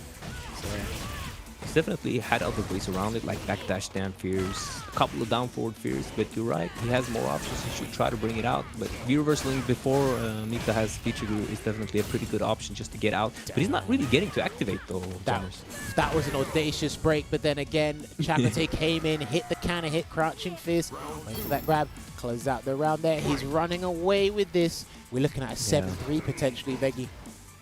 And can we then say that's the matchup if these are evenly matched players? And you know what's interesting also? Chakotay said the first time and the only time they ever played, he lost 3-0 to Toi for like 3 years ago. So this is the run back 3 years later. Let's go. I don't know if we're going to see a foul change after this. We might stick it out with Bison till the end. Good whiff punish on the drop kick. Good stuff there. To be fair, there's a lot more risk Chakotay can take on offense because he's got that 3-game buffer, potentially 4. Actually, Fierce once again. Now. He guesses wrong. That might be it. Oh no, he missed it. You can't really jump. Yeah, but you can't really jump because of the super, so you kind of have to be taking these throws. Nice. Reverses again. I mean, I think Chakotay can be ready for it there with super, with something. A couple of more hits. Let's go. Okay, he wanted to see if he's going to overextend with the button or something there, but again, he managed to worm his way out of that one. Gets a grab, not dead yet. Oh, no, again? Is this Cammy? Is this Cammy? No, this is Mika. That's high risk, high reward at that point. So, I mean, the reward is relative to the life bar. But I'm interested in him back jumping that super. Do you think that might have been a stressed situation? Because, I mean, you just neutral jump it and you know it's kind of there. Or do you think kind of committed? Think of the old birdie situation, where everyone jumped back against the dolphin dive and you caught them with the super. People just naturally do it.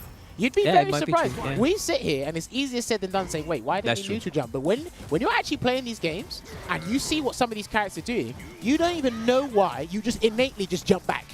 There's no explanation to it. You just jump back. Yeah, like a reaction thing, like a flimmering reaction or a flickering reaction. But it might be also that he was afraid that he recognized him having super and he would go for the next level, would be the EX command throw if he blocked. So he might have been already in the air jumping out, kind of like as a precaution. So you never know. It's hard to judge at this point. But now, very good position, as you said, for Chakotay, 4-game lead.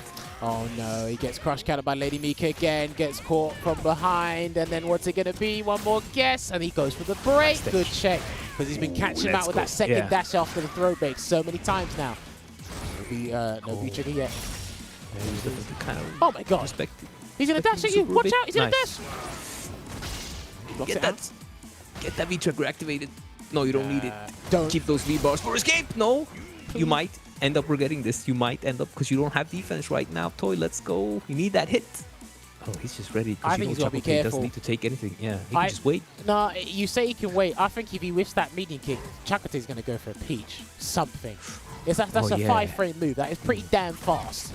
Oh, no, he's blocked! Yes, and since he did activate earlier, Jammerz, there was no extra defensive option, neither a V reversal or a V shift, and Chakotay, instead of the throw, instead of the button, went for the command throw. I think he's closing on 8-3. So shook of Mika right now. Yeah, I mean, he's doing really well, but I feel like there's this situation that he keeps getting hit by. I don't know if that's because he's being like reconditioned or whatever, but it just keeps on happening kind of the same way often, I feel, with these delay buttons. I have not seen an air-to-air hell attack. I've seen air-to-airs, but I haven't seen him at least like try and focus on a jump and do hell attack or something. But they're both playing the match really well, and it's just that Chakotay kind of just runs away with the important parts of the last round every time. It's often 2-1 rounds, close life, low life. Yeah, because it's tense, you're going up against Mika, he can be as stubborn as he wants with the 4-game buffer. There's so many factors that favor Chakotay over Toi, and again, no V and as you say that, he's just going that to run over. 4-game buffer, let's go. He's waiting for That's V-shift. the first neutral jump. Yeah, he's waiting for V-shift. Oh man, this is crazy. Gets that grab, no meter again. I feel he's only been working with the 1 bar and he gets rid of it immediately, huh? Oh, you're not dead. But this is going to be guess for game. What's it going to be? Yeah, what's it going to be? Is it going to be shift? Oh, he tried a double dash. He did the double dash!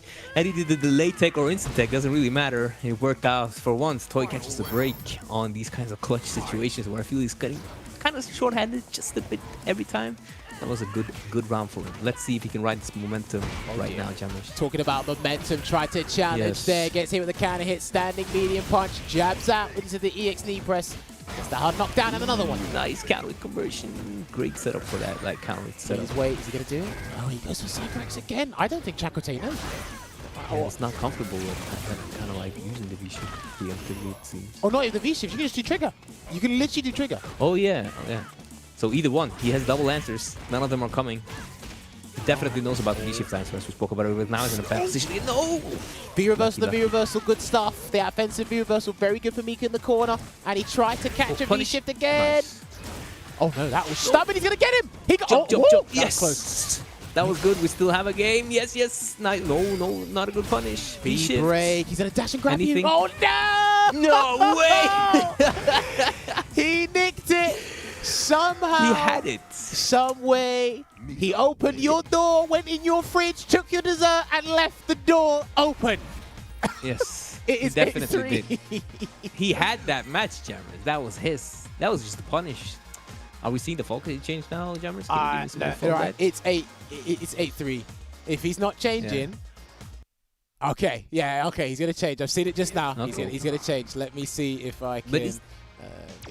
Right. Is this kind of one of those situations where he kind of like gives up and just wants to play some Falke to see, or do you think he actually has a realistic shot at taking it back with Falke? That's what I'm interested in hearing. So, have you seen his Falke much, Jammerz? The obvious differentiating factor here is there is now a reversal. When Mika jumps, all you got to do is Psycho Snyder. It covers both the aerial options, so he doesn't have to think about doing hell attack or whatnot to kind of deal with that aerial approach. V-shift is still an option, but we've seen Chakotay deal with that pretty well.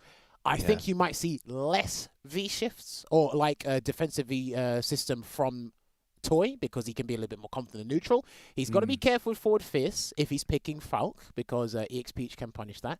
I think he just needs a little bit more solidity and control in the neutral. Falk might offer that a little bit more. And again, there is a projectile there to think about as well. I know Bison has one of the best EX moves in the game with the EX Cycle Loss. I think he's one of the best EX moves in the game, personally. But just certain things where maybe oh no, he's stuck. Ooh, he's back, but he didn't change V-trigger either. I feel people who want to use V-shift V-reversal should always go to 2-bar V-triggers. I definitely feel that, Jammerz. So I don't understand why they never do, as they are rarely ever get to activate their V-triggers since they are running away with their meter most of the time. Completely ignore everything I just hypothesized there with the Falk matchup. He's going to stick it out with Bison. Okay, I'd love to find out why after we're done here. Alright, gets a reset, and he's stunned. Oh dear.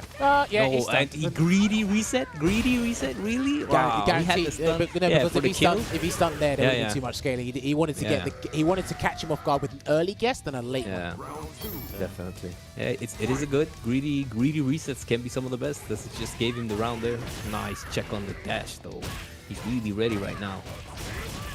Oh, nice big minus, but not a big punish, but just standing like a into scissor. I feel like Bison doesn't have the best punish for small hits, maybe. For me, it's like, and I can see this with a lot of different players with different characters. It's like when it comes to matchups like this, it's like you're not really getting big damage, and your opponent is most of the time not giving it to you. Nice. And I think he might just about be dead. Oh, it looks like that. Yeah, one hit into super. Nice confirm on the crouch fierce now. So yes, obviously. Really high level game from both of these players. I feel Jammerz, we're really in for a treat right now, but one side is just slightly getting away with a bit more damage, a bit more rounds, and now 9-3.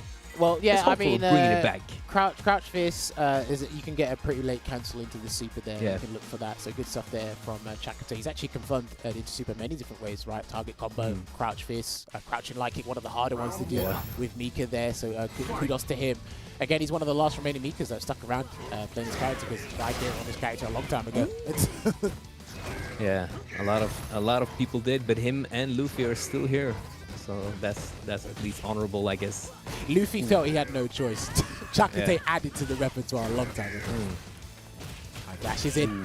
Not ready for that dash in there. Nice command. Another one. He might go for a meaty button. No, another brimstone. Whatever you do, Toi, he's in your head. He's in your head, Toi. No. He's in your head. Okay, nice. And the delayed check on that dash after the tech throw, as you spoke about earlier. Now, Toi, you can actually activate, but do you want to do that? Let's see. Oh, he jumped. No. Because he thinks either the dash is going to come from behind him or behind Mika. So when you jump, the above one always catches you. That tracks. So. And that trap lands again. Stand medium punch from Mika into that position where he can punish or kind of like check or punish with his down fears. Let's see how. Not really. Damn, he got caught. Flinching again. This is not looking good. Potential match point here. He has run away with this, and there's such a significant margin in this first to 10. He's on his last legs, and it's already not off to a good start. Nice counter with conversion. Oh no, that's it. That's what he needed, yeah. I think that's it. I think that's it. I mean, Reset will do it. Oh, the V-shift, Nice. he had to! Oh, no way! He actually went for that. You are so godlike.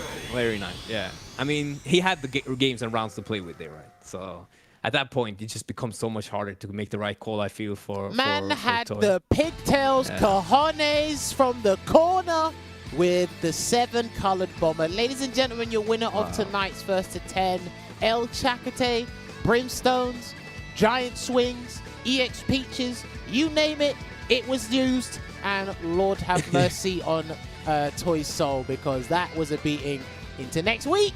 But once again, congratulations to Chakotay for winning that set there. I mean, that was rough from the get-go.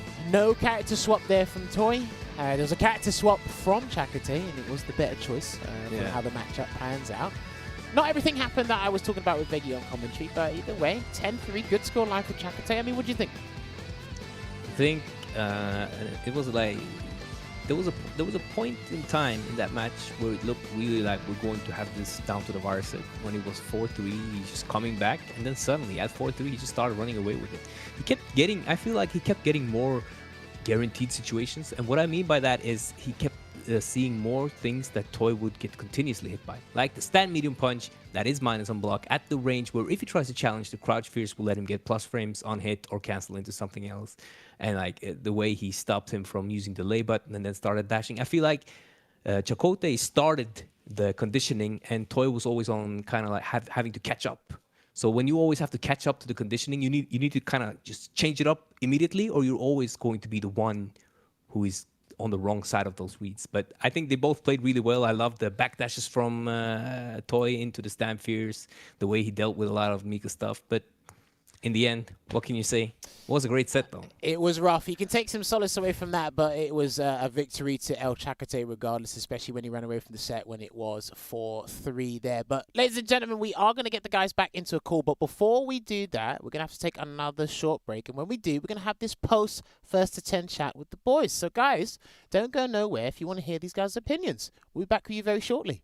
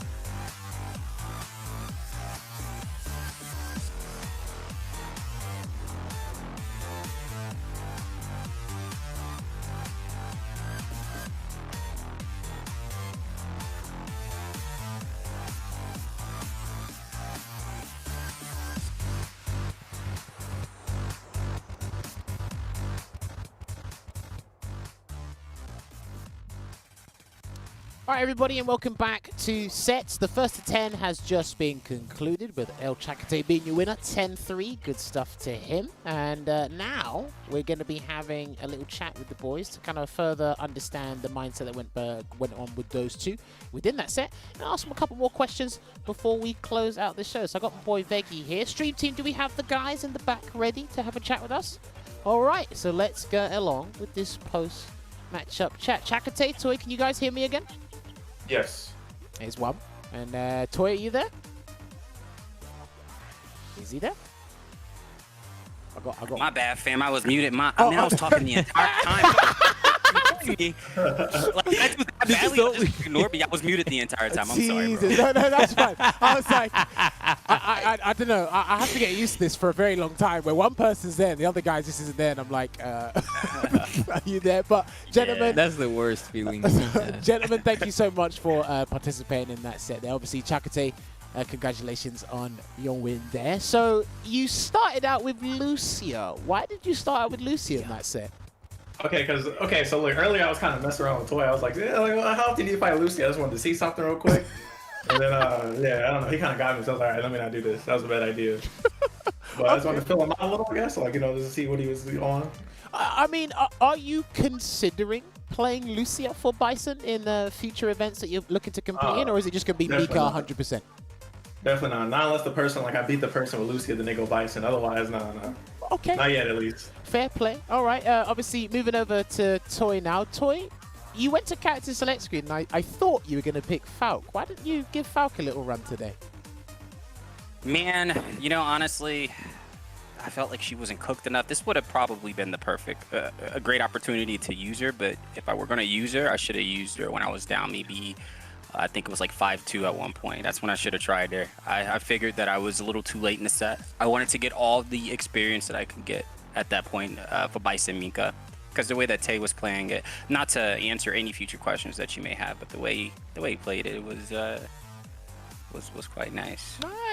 Obviously it was. It's been, like, we've spoken about this before. It's been a pretty rough matchup for Bison for a very long time for multiple reasons. Obviously Bison has tools that help him be better equipped for Mika, but at the end of the day, when you get grabbed, you get grabbed. When you get jumped in on, you get jumped in on. So it was looking a bit torrid and a bit difficult for you quite a number of times. But Veggey did mention that you did have some good plays and you were making that comeback. Definitely. I think you just fell, for me, you fell short in the damage department, and then I think when it was like 5-3 or 6-3, your mindset was too busy playing catch up. So it did feel a bit rough. I mean, what are your thoughts on that, Toi? Oh, you're right. It got a little bleak for your boy. I ain't gonna lie. It's one of your words. But, man, no hate here. I mean, like, he kicked my ass. It is what it is, man. It was great. It was a great experience. Just, I had some issues with the jump-ins a lot in the beginning because I wanted to play footsies with them, but the jump-ins really screwed me. There were times in the beginning when I thought I had the air-to-air because that's what I usually do on Mika. I don't like to play with her in the air. What I should have did was just do a lot of jump-back jabs just to get it out of the way until I got very comfortable with the anti-airs. But he do jump short. But I usually am able to stop him in time to hit him with the Hellfire target combo in the air. But I was late, and then he was catching me with that, and then every time he put me in the 50-50 situation, I'm in his mix-up. You know what I'm saying? Yeah. There was just also, man, I thought V-Shift was my boy. Bro. Listen, one thing you have to, sorry to interject here, is one thing you have to remember is the first thing Mika players did after they complained that V-Shift killed the character is they went straight into the lab to find out where exactly they could punish. Obviously, Chakotay can correct me if I am wrong on this, but for most situations, Mika's limited to doing a whiff throw, and if you do V-Shift, EX Peach can catch you. Limited Oki, limited damage. But it really depends on the knockdown. Yeah, push comes to shove, that's all she can get. But if it's near the corner, who cares, right? So right, yeah, don't ever do the corner unless you want to die, right. But Toi, when you got a lot of the time, he's doing the throw for the safe kind of like option to make sure that he doesn't get thrown as he's looking for the V-shift. I feel like maybe when you are content on using V-shift, then also early teching, not teching so early that you get hit by a meaty, but like sort of early teching so that the neutral jump shimmy won't hit you, might give you I don't know if you've thought about that. That's like you tech or V shift, and because when he was baiting V shift and you weren't V shifting, you were still getting hit because you weren't committed to taking the throw because you didn't want to risk that option. Did you consider that maybe if you do an early tech, you can kind of like force him to do more risky options, or do you feel like it's safer to just kind of take the throw in the situations where you think he's looking for V shift? Not. I didn't think of it in that aspect. To be honest with you, I was just so busy with kind of learning the new meta. I don't want to call it new meta, but it feels like it's a new meta because I'm dealing with this V shift. Like I said at the beginning of the interview, I was talking to you and telling you, yo, bro, my bad matchups, I can use a V shift. Like home slice was just going for the grab to the peach, then he go for the grab to the crouch strong, and then also I had some range issues with contesting with certain normals, and then I'd get beaten with that. Yeah. And so once I start trying to chill with that, then you start jumping a lot more. But I was discombobulated. It's a learning experience right here. That's a way to put it. Yeah, that is a way to put it. Like obviously in future, I do feel you should definitely give Falk a run in that matchup. I mean, like again, sometimes the reversal gets you in more trouble than it will get you out of trouble. But outside of that, outside of the V shift, he does have to think about the EX Psycho Schneider as the invincible reversal. When he does take to the skies, your anti-air will beat both options because Chakotay was really good at catching you off in the corner, thinking he was Ibuki. I thought he was playing Ibuki for a second because he jumped and then just do the body slash and catch you off guard. So there is a couple of things, like you said, it's a new aspect, or there's a couple of new aspects to the matchups because again, Bison hasn't really changed, and then Mika's got some decent changes within the last two patches, 5.5 and Season 5. So this is something that I can see Chakotay definitely running 100% all the way. If he sees a Bison, he's going to run rampant with that Mika there. So it was good stuff. But Veggey, you got any other questions for the boys?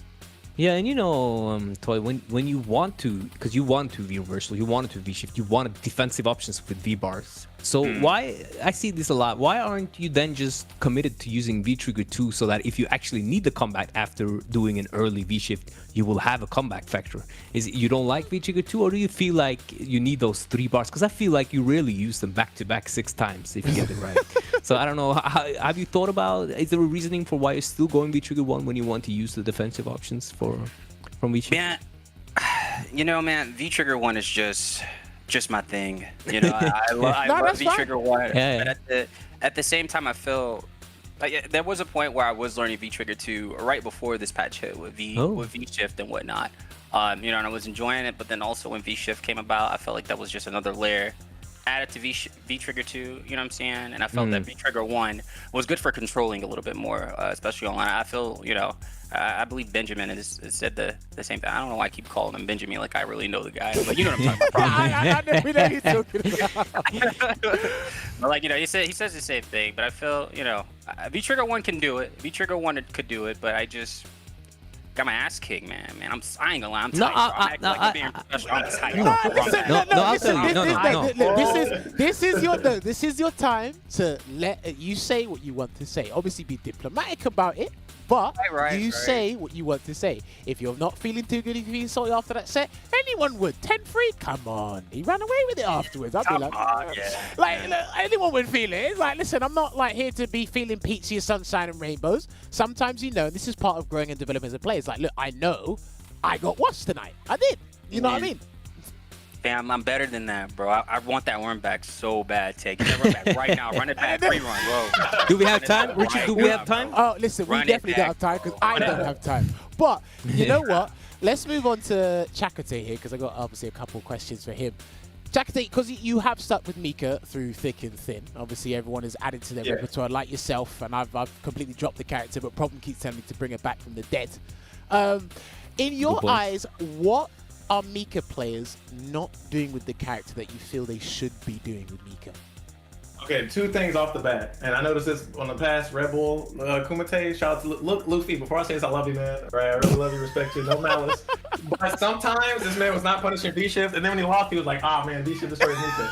Like it hurt her, no doubt. Like well, he didn't really say destroy. He said it affects her. I don't know the exact wording, but you know, I feel like him and some other Mikas I've seen could punish V-shift a little better. You know, sometimes a regular throw is a good option because they scared, so they're gonna V-shift, so they can punish him, right? Another thing I feel like Mikas aren't doing, I noticed this from Fudo and Luffy too, and other Mikas, is when they stun people, they're not always optimal in building the meter. Like, and there's sometimes I've seen where they could have just done like, you know, 2 or 3 peaches because of the way they ended the combo. Yeah. And then they could have got a jump in and got super and won. It's kind of doesn't happen too often, but there's just like those are like two of the main things I see. So I do watch other Mika players too. Like I said, I love Luffy, man, to death, so it ain't no malice or anything. But I just figured that's just some small stuff I would say, you know, nothing major. You know, he be doing better than me, so I can't really say nothing. Listen, you know? honestly, so, look, sometimes you have to remember, and Idom did say this when he came on the show, it's like you can learn something from everybody. Don't think for a second that these top-end players are not watching other streams. Punk says he watches my stream. I'm pretty sure Luffy has seen your stream, Chakotay, when you're playing. I'm pretty sure like people are watching. Again, it's very accessible for everyone to see and do their research.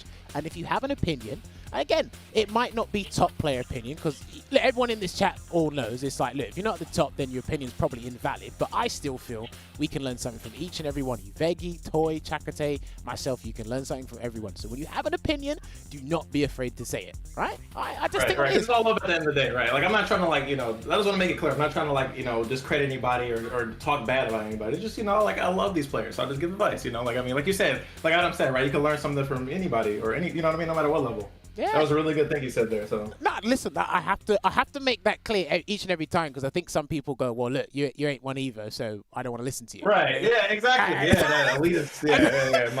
And it's like, look, even you know, because you're doing a lot of Mika content right now. Look, I'm not a tournament player yet. A lot of people were listening to my opinion when it came to Mika. I was like, look, I can't even win an 8-man tournament. I can't even get top 8 by default.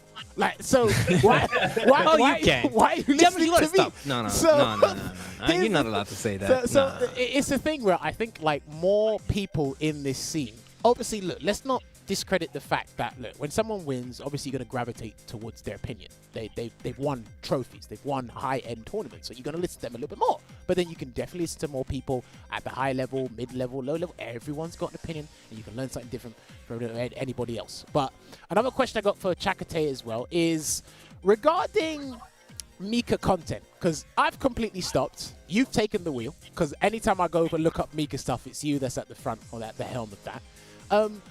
Do you feel there should be more content on the character in terms of how she should be playing and more focus on the meta, or is it just that there should be more of an encouragement to learn how to play it? Because I find that a lot of people who jump into this game, they do want to play Mika, they just don't know where to start. And I feel with your content right now, it's definitely gearing towards more people learning how to pick up the character. I mean, how do you feel about the Mika content overall? I feel like the Mika content's okay. Like, it's pretty good. I mean, I want to say I wish there was more, but I know why there isn't more. It's a few reasons. One of the main reasons is because Mika, I mean, look, I don't really know where she's at tier-wise. I still want to say mid-tier. Right, I don't think V-Shift knocked her down that bad, like bottom 5. I think you crazy if you think bottom 5. Some people out here saying bottom 5, but I don't think so. I think that's. I mean, someone's got to be them. But I think like I don't really know where she's at, but I know people play the meta, right? At the end of the day, so like people aren't going to play Mika if she's not meta. But there's also things that she could use that would make her better, that would probably encourage people to play her. But I think I would love to see people do more content on Mika, but you know, I don't know.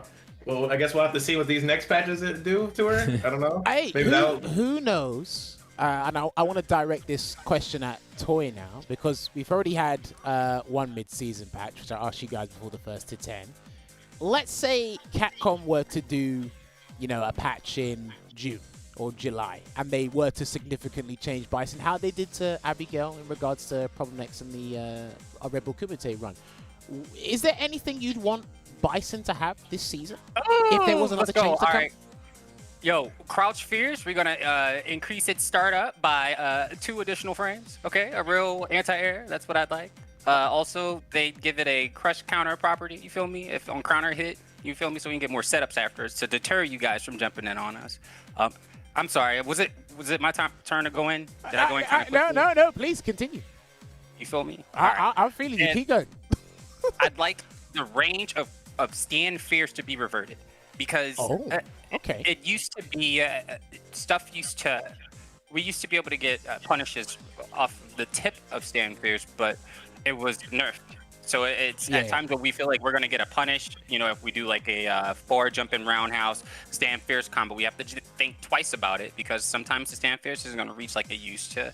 So I'd like that back. But you know, other than that, man, I ain't gonna get too much into it because I really like Bison. I feel like he's in a good spot. I just wish that I had a little bit more of a way to deter people from wanting to jump in on me, or if I had a little bit more of a reliable anti-air. That's all I want. Hook your boy up with that. I'm Gucci Bandana. Big shout outs to Chris T, by the way, man. I appreciate you getting your boy here. Man, that's a hell of a dude right there. Yeah, bro. hey, no, shout out to Chris Terran as well. Shout out for sure. Yeah, also, really shout out to Chris T. Yeah, he's been helping put these together. appreciate that. Let me speak to some of you guys Big around shouts.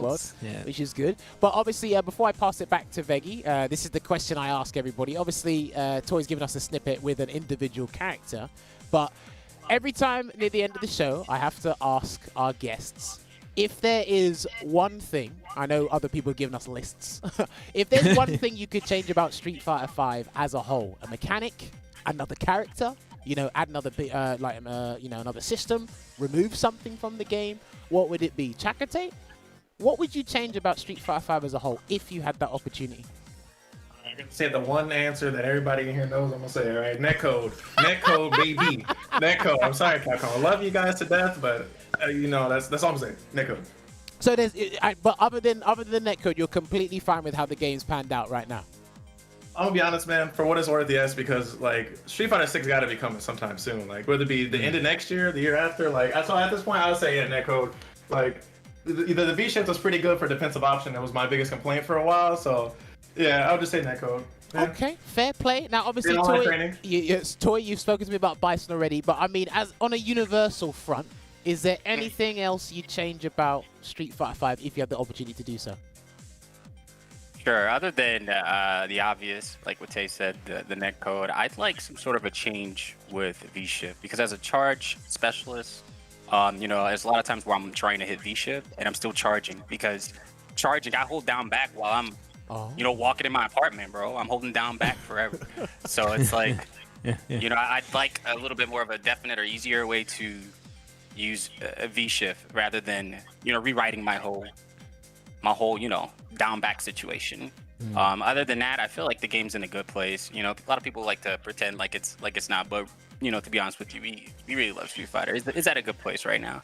I just like to, you know, have my little Bison buff and little V-Shift implication. Do you know what? I didn't consider that. Veggey, how do you feel about that for charged characters and using the V-Shift? I didn't actually consider that. No, I've heard about that before. I just forgot about it. But I would like to say that I actually, because I don't play charge character. I really have sympathy for charge character. I'm sorry, Toy, but you know I love you, so don't get sad for me saying that. But I generally feel like we should be able to V-shift while holding down back because only a few characters is that a problem not being able to do it, and they just benefit so much more from V-shift. Urien after Aegis, you die from that mix-up, but you have to like take a huge risk and stand up if you think he's not going for a true string. But other characters, you can just kind of like mash because they don't have a true string too low.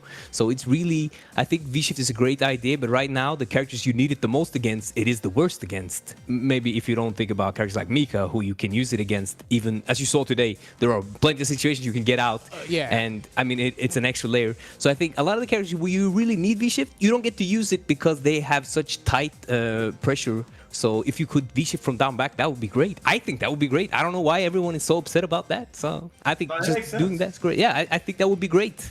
Let me mash V-shift while blocking. Well, you gotta give up your card just to go neutral, and then maybe something won't happen. It sucks. Okay, no, fair play. I'd like it. Because again, I've heard very unique and interesting answers. So I always like to hear. This is why we bring different guests and of all different levels on this show. Because again, look, if Toy didn't mention that, I probably would never consider it. Because if I do a V-shift, I'm out. If I'm looking to punish a V-shift, I don't have to charge anything. I just press hard, kick it, crush counters, I get my damage, right? So it's a very interesting aspect there. But Veggey, you got any more questions for the boys? Yeah, you know, sorry. You know, I promised Chakotay, and I think we forgot to ask him. So you're going to get this question about what you would ask for buffs for Mika and Lucia. You'll get that. Yeah. But let me just ask you another question first. Please, okay, are you ready? Are you ready? Okay, are you ready for this? Not, but this is great. This is a good question. What is the main thing or the two main things you think Toy could have changed to make this a 9-9 set? Because there were times this was really close and there were a lot of 2-1s and clutch. What is the thing that you feel like you abused the most that he had to change for him to make this a closer set? Okay, definitely the first one was jumping. I got away with a ton of jumps, which is shocking because I've been watching Toi for years, and this man like kind of looked like Problem X with those air-to-airs. So I was like, dang, listen, I realized I was getting with it. I know Toi for good air-to-airs as well, so I was pretty surprised tonight. Yeah, I was shocked too. And then like I feel like a lot of times he fell for like some similar things I was doing. Like I would do jump in, grab, that worked all the time. Like most of the time, early on, like when I was punishing his V shift, he kind of stopped doing it as much. You notice that too? Like he didn't really do it as much because I was punishing him, which is the risk of V shift. People say, oh, you just V shift and you win, but when someone blows you up for it, you kind of don't want to do it again. So I guess it's kind of hard to say. Like I don't know what I really say about the second one. It's kind of hard. Definitely jumping for sure. But I mean, otherwise, I don't know. I got away with a lot of dashes. Especially after grab, like I would grab dash, that worked a lot. And well, rock check, yeah. Yeah. But another thing I want to say real quick though too, man, I want to talk to Toi real quick. Man, I wanted to say thanks for still doing the set. I understand you had something come up recently, man, and I feel like that might have played a factor into this. I'm not sure 100%, but I would definitely be down to play again in the future sometime. But seriously, thanks for doing it. He made it clear that he wants that run back, so we'll definitely have to set this up again in the future. Yeah, I just really appreciate him for doing it, man. I ain't gonna get into details on it, but I know you had some come up, man, and I just really appreciate the sets. Good. Hey. You're a good guy, man. Hey, ain't no thing, man. I appreciate it. Like I told him earlier, man, you my eldest son, bro. Ain't nothing but love with you, brother. Like I ain't gonna tell the folks what went down, but I'm not gonna pass up the opportunity to play you. You feel me? Yeah. Especially at this time frame, with the new implementation of the regional stuff with CPT, you and I are in the same region now, so we will play again. Yeah, exactly. Now, speak of that topic. How do you guys feel about CPT this year being even more divided to kind of alleviate connection issues? Does that motivate you guys a bit more to play, or? Can I go first? Yeah, please. You're jumping out your seat for this one.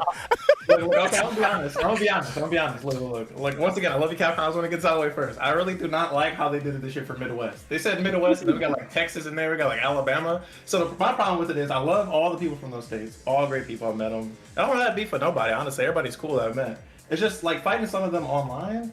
It's such a hit or miss, man. Like I feel like Texas is like there's a reason that Texas goes to Wednesday night fights and not NLBC. Like I live in Michigan. I'm from Detroit, so I'm closer to NLBC, right? Like so I would be East Coast, closer to East Coast. There's a reason that Texas isn't allowed to enter, and then Capcom just allows them to enter now. Like it just it sucks because like I'm not scared of any of the players in Texas. Like they're all great people.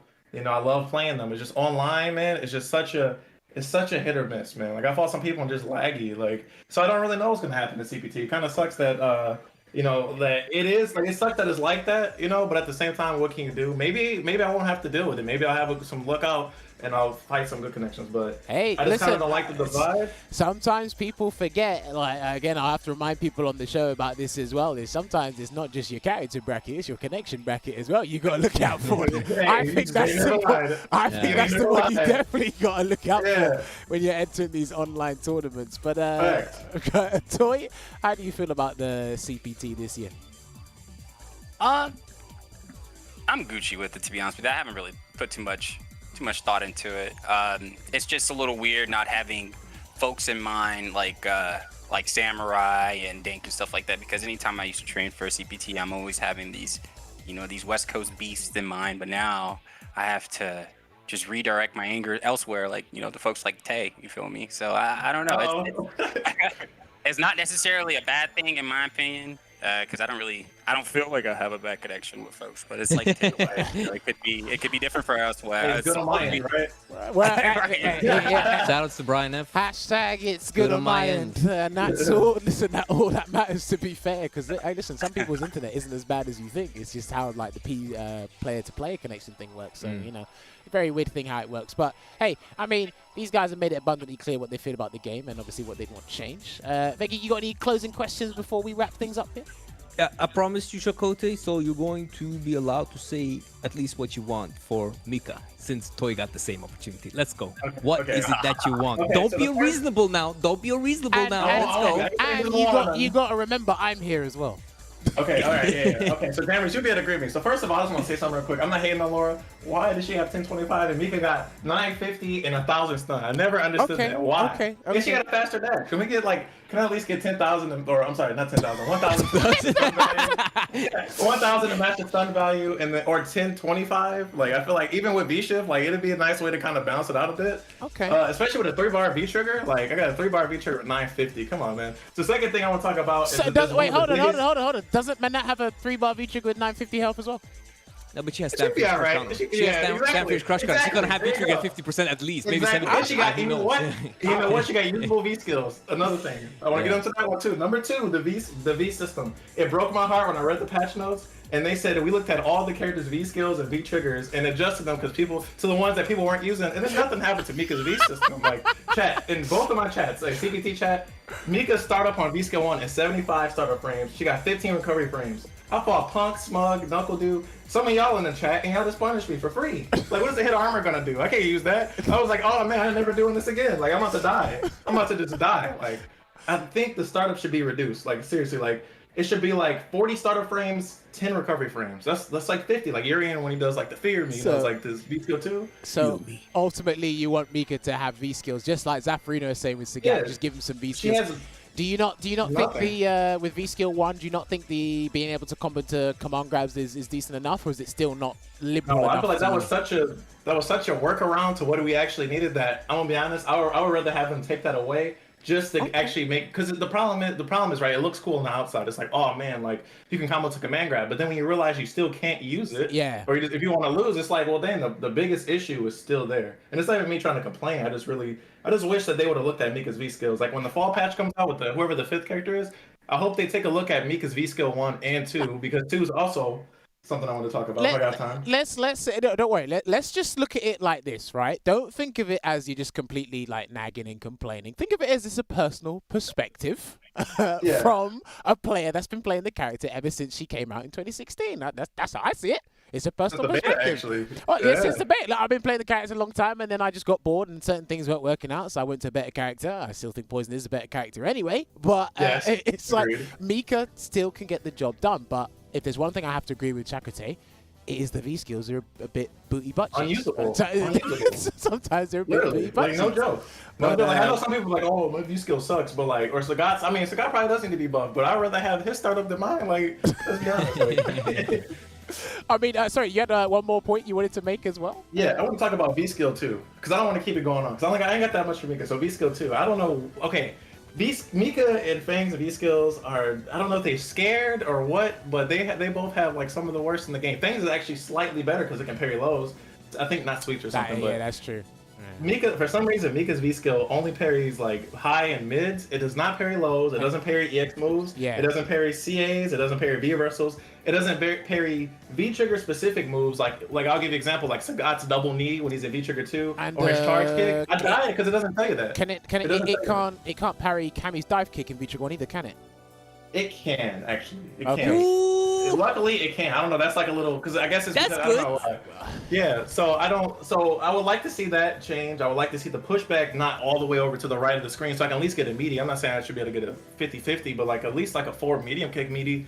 I'd reduce get rid of the gray life you take. So I feel like what's the point of the gray life if I'm going to knock them all the way back? Sorry. If you were to change that, you'd have to take it away from Cody as well. Well, I mean, Cody's is a little different. His a little different though. Like he got an anti-air you. I mean, I guess mine does too. It's like a weird one. I don't know. Listen, look, I'm only playing devil's advocate here and playing on the neutral ground, right? It's like if you're gonna do one thing, you got to take away from the other, right? Abigail can parry CAs, so why can't Mika? If you're saying take away the gray health when she does successfully on the counter, you should take away from Cody as well. Okay, fair enough. That's how I see it. I see where you're coming from, but yeah, remember, I said, you're coming at it from a personal perspective. The whole game, there's a couple of characters where it's like, wait, hang on, so this guy can't do it, but she can, and it's like, it's not a real parry, unfortunately. It's like it should look. Basically, it should be able to parry everything a normal parry can parry. I don't know why they did that. Like and then for some reason, another thing that bothers me too. For some reason, when you land a successful parry, you can cancel the V trigger too, which is awesome. But then you can't for 1. Like I don't know what happened in the transition. Like when they buffed that, it was just like, why can't you cancel the V trigger 1? So that should be something too. Then because there's more ways to utilize V trigger 1 because it's way more flexible and versatile than V trigger 2. So they're trying to. I feel with some of these characters, they're trying to entice you to use the V system that isn't being used. Cody's V trigger 1 with the knife. Mika's V Trigger 2 with the steel chair. It's like they're trying to do that. They're but, good. but like you said, it's a case of they're trying to. There's a very weird workaround. They're not actually directly dealing with the issue. I don't know why. Listen, it's from a developer perspective. I don't particularly. I couldn't tell you. But True. Yeah, this makes you sad. I'd love to know. Think about it. Toy's sitting there as well. He's like, well, he's here listing 3 things. I want an anti, and that's the basic of the basics. But then let me answer that. How are you beating Bison if he has a great anti-air? How are you beating Bison then? You cannot really out-neutral Bison. Can you? I don't think you can. Wait. Hold on. I got to hear Toy's opinion on this. It's his character. I got his opinion. I'm just seeing, like, the best buttons are punishable now with V-Shift. You feel me on this? There's a lot of whiff recovery on everything. Yeah, but can you whiff down forward fierce? Can you really whiff it? Like, in reality, is it whiffable? Nah, you can. Yes, it's down forward fierce. What? Like wax? What? Are you serious? How can you whip that move? Yeah, it's easily punishable. It's like I agree. Oh, is that what you were saying? No, yeah, I'm saying yeah. I'm not saying it. Oh, if you whiff it, you can sleep and whiff punish now for sure. Okay, yeah. You're not gonna whiff it. I think you whiffed it once today. I mean, yeah. I tried the whiff punish and I couldn't. I just didn't video, but yeah. Yeah, I saw. I actually saw that and meant So. like we all said, the general consensus is the game's in a very good place. And yeah, it's really fun. Me, Chakotay, Toi, and Veggey, we can bicker on all night like a bunch of old ladies regarding how they should change a couple of things in this game. But I feel like mine are reasonable. Yes, sir. Well, I mean, you say that. Wait till you see my dossier in Poison. I'll tell you what's reasonable. I just want a 4-frame crouch light kick. That's what I want. So. Listen. Give me a 4-frame crouch light kick. Listen. You know what? There's a difference between need and want. I want a Ferrari with Katy Perry in the passenger seat, but we can't all get what we want now, can we? No, but I need a 4-frame crouch light kick. So you got to deal with what you have, and luckily, my character wasn't changed in the mid-season patch. I don't think Birdie was changed either. So it had a bug fix, so I'm happy about that. That wasn't a change. That's just a fix, right? It wasn't changed. Yeah. You can still be public enemy number 1 in terms of whiffing buttons. So no, you can't. Birdie can't whiff. If you whiff, that's as easy as punishing Bison these days. I know. That medium punch, you can. I'm trying to ride. I'm not getting baited. I'm not getting baited into this. All this right. is bait. That's bait. Yeah, don't That's worry. Bait. He nearly fell for it. All right. Have we got any more remaining questions for the gents before we let these guys go? Because this has been a very interesting talk, to be honest. You got anything left, Veggey? I think it will be too dangerous. I actually wanted to ask because last year, but let's go. Last year, everyone was getting really salty of online tournament. I mean, we had some like matches that we didn't want to play because of flat connection, and I know a lot of people had, but because last year it came just like a sudden thing. It just came. Have you? This is for both of you. Have you prepared yourself like mentally to accept that it's online? So if it happens, online things, you're just going to let it go, or do you think you might like not accept it? How are you preparing for the online like face-off thing? I think either one first. I feel like targeted by this one for sure, but I'll definitely say like because last year you remember, right? I'm gonna repeat it, but I ain't gonna do it again. Like honestly, I'm not. I'm like I feel like everything happens, right? So this year if it happens, especially going in and expecting it now, it's gonna be unfortunate. I'm not gonna complain on Twitter or anything like that. I mean, I really just hope Capcom understands the geographical regions better next year. All right, if we do have to do online, maybe it'll return, but yeah, I'll tough it out, man. I'm tough it out. I'm not gonna do it again. Okay. I'm not gonna pull the plug or not pull the plug. I didn't rage quit. I just left the lobby. I left the lobby, but you get it. I'm not gonna do that again. All right, Toi, are you mentally prepared for CPT this year? Online? I mean, I have to be. That's the way I feel about it. There's way too many opportunities now, especially online. It's just the sad reality of it. Of course, I'm not gonna lie. I don't prefer it. But it is what it is. It's better than not having it. If we didn't have it, then I don't know. I wouldn't be playing. I don't know. I can agree with that because I know a lot of people that if there wasn't some form of competition for Street Fighter 5, they would not be playing it. So yeah, I could definitely agree with that one there. All right, gentlemen, we got to cut this one here because we have been chatting for a while, and I could chat for another 3 hours if I really want to about Street Fighter 5 with you guys. But it's fun. Chakotay, Toi, thank you very much for your time once again, and Chakotay, congratulations on winning that set. We got a love you again. Yeah, hopefully we can get you guys on the run back against yourselves, and then obviously pair you against other people. But again, much appreciated for taking time out of your day to join us. We got to close out the show, so yeah, you guys can leave the call whenever you're ready, and I'll talk to you both soon. All right. Great Have a good day, people. everybody. Thanks a lot Easy, for man. coming. Great people. Thank you. All right. One love. So that was a very, very interesting chat there, I got to say. Definitely. I wasn't expecting the whole down back situation with the V shift there from Toi using charge characters. Very interesting perspectives. And obviously, again, sometimes when we're here and our guests play that same character, sometimes you've got to play it devil's advocate a little bit. And it's like, I understand where you're coming from, personal perspective, personal rights, but it's like, look, but did you not consider X, Y, and Z regarding that? So again, this is what we want. Outside of having, top-end quality first to 10s going down to the wire of 10-9, we got to get guys like Toi and Chakotay on the show as well, because they're very vocal about this game. And like I said, 140 characters on Twitter isn't enough. And text removes tone. Shout outs to Rob TV for dropping the bars. I put it in another way, but text removes tone. So you don't understand exactly what it means. You might take that out of the wrong context. So when you hear them, you're like, oh, okay, I get it now. Right, okay, so it's not just him personally just moaning or whatever. So it definitely is a thing that you want to consider more. So again, it was great to hear their perspectives, and it was a good set to watch there. Obviously, like Veggey yourself was saying, and the guys are saying as well, jump-ins happened a little bit too much. Defensive issues, they snowballed from then on out. So it was rough. Hopefully, Toi comes back and bounces back stronger. What do you think? But I think that he should. I hope he doesn't forget that he agreed with me on this part, that he should do, if he's like committed to taking a command throw or whatever, also just early tech. Because if he's then looking for that V-shift, you just got out of the situation and you're forcing him to go for more risky options, like a neutral jump, like a command throw, like just sitting there and waiting, all of these things. So early teching is, again, especially grapplers who are looking for these kind of V-shift situations, I think is something you need to implement. Early teching, not so early that you get hit by a meaty, and not so late that you get hit by a neutral jump shimmy. Yeah. Early enough to back throw them if they try to walk back. This timing, which is kind of risky for a frame trap. But if you think they're looking for a V-shift punish, don't just get thrown, because they'll just win-win, I think, personally. Well, we'll see. Hopefully he takes on board the advice and improves, because I know he's more than capable. He's a very strong Bison player. And hopefully, people don't just use tonight's set as a way to just judge his gameplay, because I know this guy's been putting in work with the Bison over the years. And he's got a Falcon in the background as a secondary as well, so can't wait to see more of that. But we got to do the closing moments of the show. Richard, can you pull up the graphic for next week? Have you got the wanted graphic for this week coming up, from Damascus? Do you have that, Richard? Because that would be good to know. Guys, this is wanted this week, the Red Bull Kumite. And again, this just gives Damascus more bragging rights, because he mentioned it about 10,000 times on the Kumite over the weekend.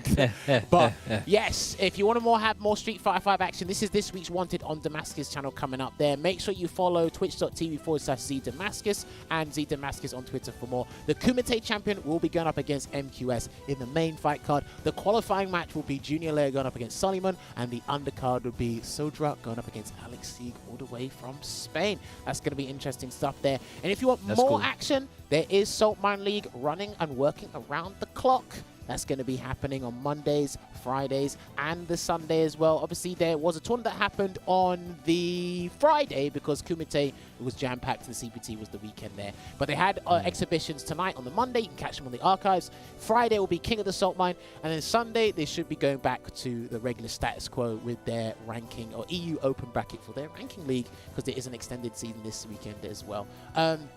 Follow Saltmine TV on Twitter. You can obviously catch the live stream on twitch.tv/Saltmine League. And if you don't catch the stream live, the archives will be up on their channel on Saltmine League there. And there's more European action for Street Fighter. Again, brought to you by Shax and Momi, European fighters. Make sure you check it out. Obviously, last tournament was on a Thursday. I'm not sure if they publicly announced when their next tournament is going to be, but if you want more details regarding this, because Momi and Shax have got a lot of people involved in this, and they've been creating more and more interesting content, putting on the airways here in the Street Fighter 5 community. But make sure you follow at Shax LDN and FGC Momi for more details on that, and make sure you join their Discord as well if you don't want to piss off Momi, because he's starting to realize the life of a TO these days recently. And I think that's my own personal entertainment, which is pretty entertaining there. But guys, thank you so much for taking time out of your day to come and sit with myself, Jammerz, and Veggey along with the ride. Shout outs again to El Chakotay and Toi for taking time out of the day to participate in the sets show.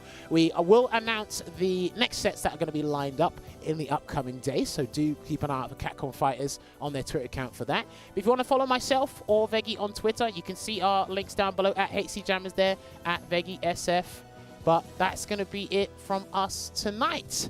And as always, I have to let him do it because I think today has been justified. Especially today. So, Veggey, any last words for the show? Yeah, so by now you should realize that I am your favorite Brit because I was already, as you could see, right about Dalsim, so I must be right about this as well. You must be, right? You must be. How could you doubt me? Really, how could you doubt? How could you doubt me? You knew. So don't doubt me. I'm still your favorite Brit, and Dalsim is god tier character. Told you. I told you. Right. Well, if you don't want to get caught by a defensive air gale or a V shift on defense and into activation of V trigger 1, make sure you stay safe, wash your hands, and keep playing some Street Fighter. Once again, congratulations to Mr. Crimson for winning the Red Bull Kumite London 2021. There's bigger and better things on the way for Street Fighter. Keep on Street Fighting, and we'll see you next week. Take care.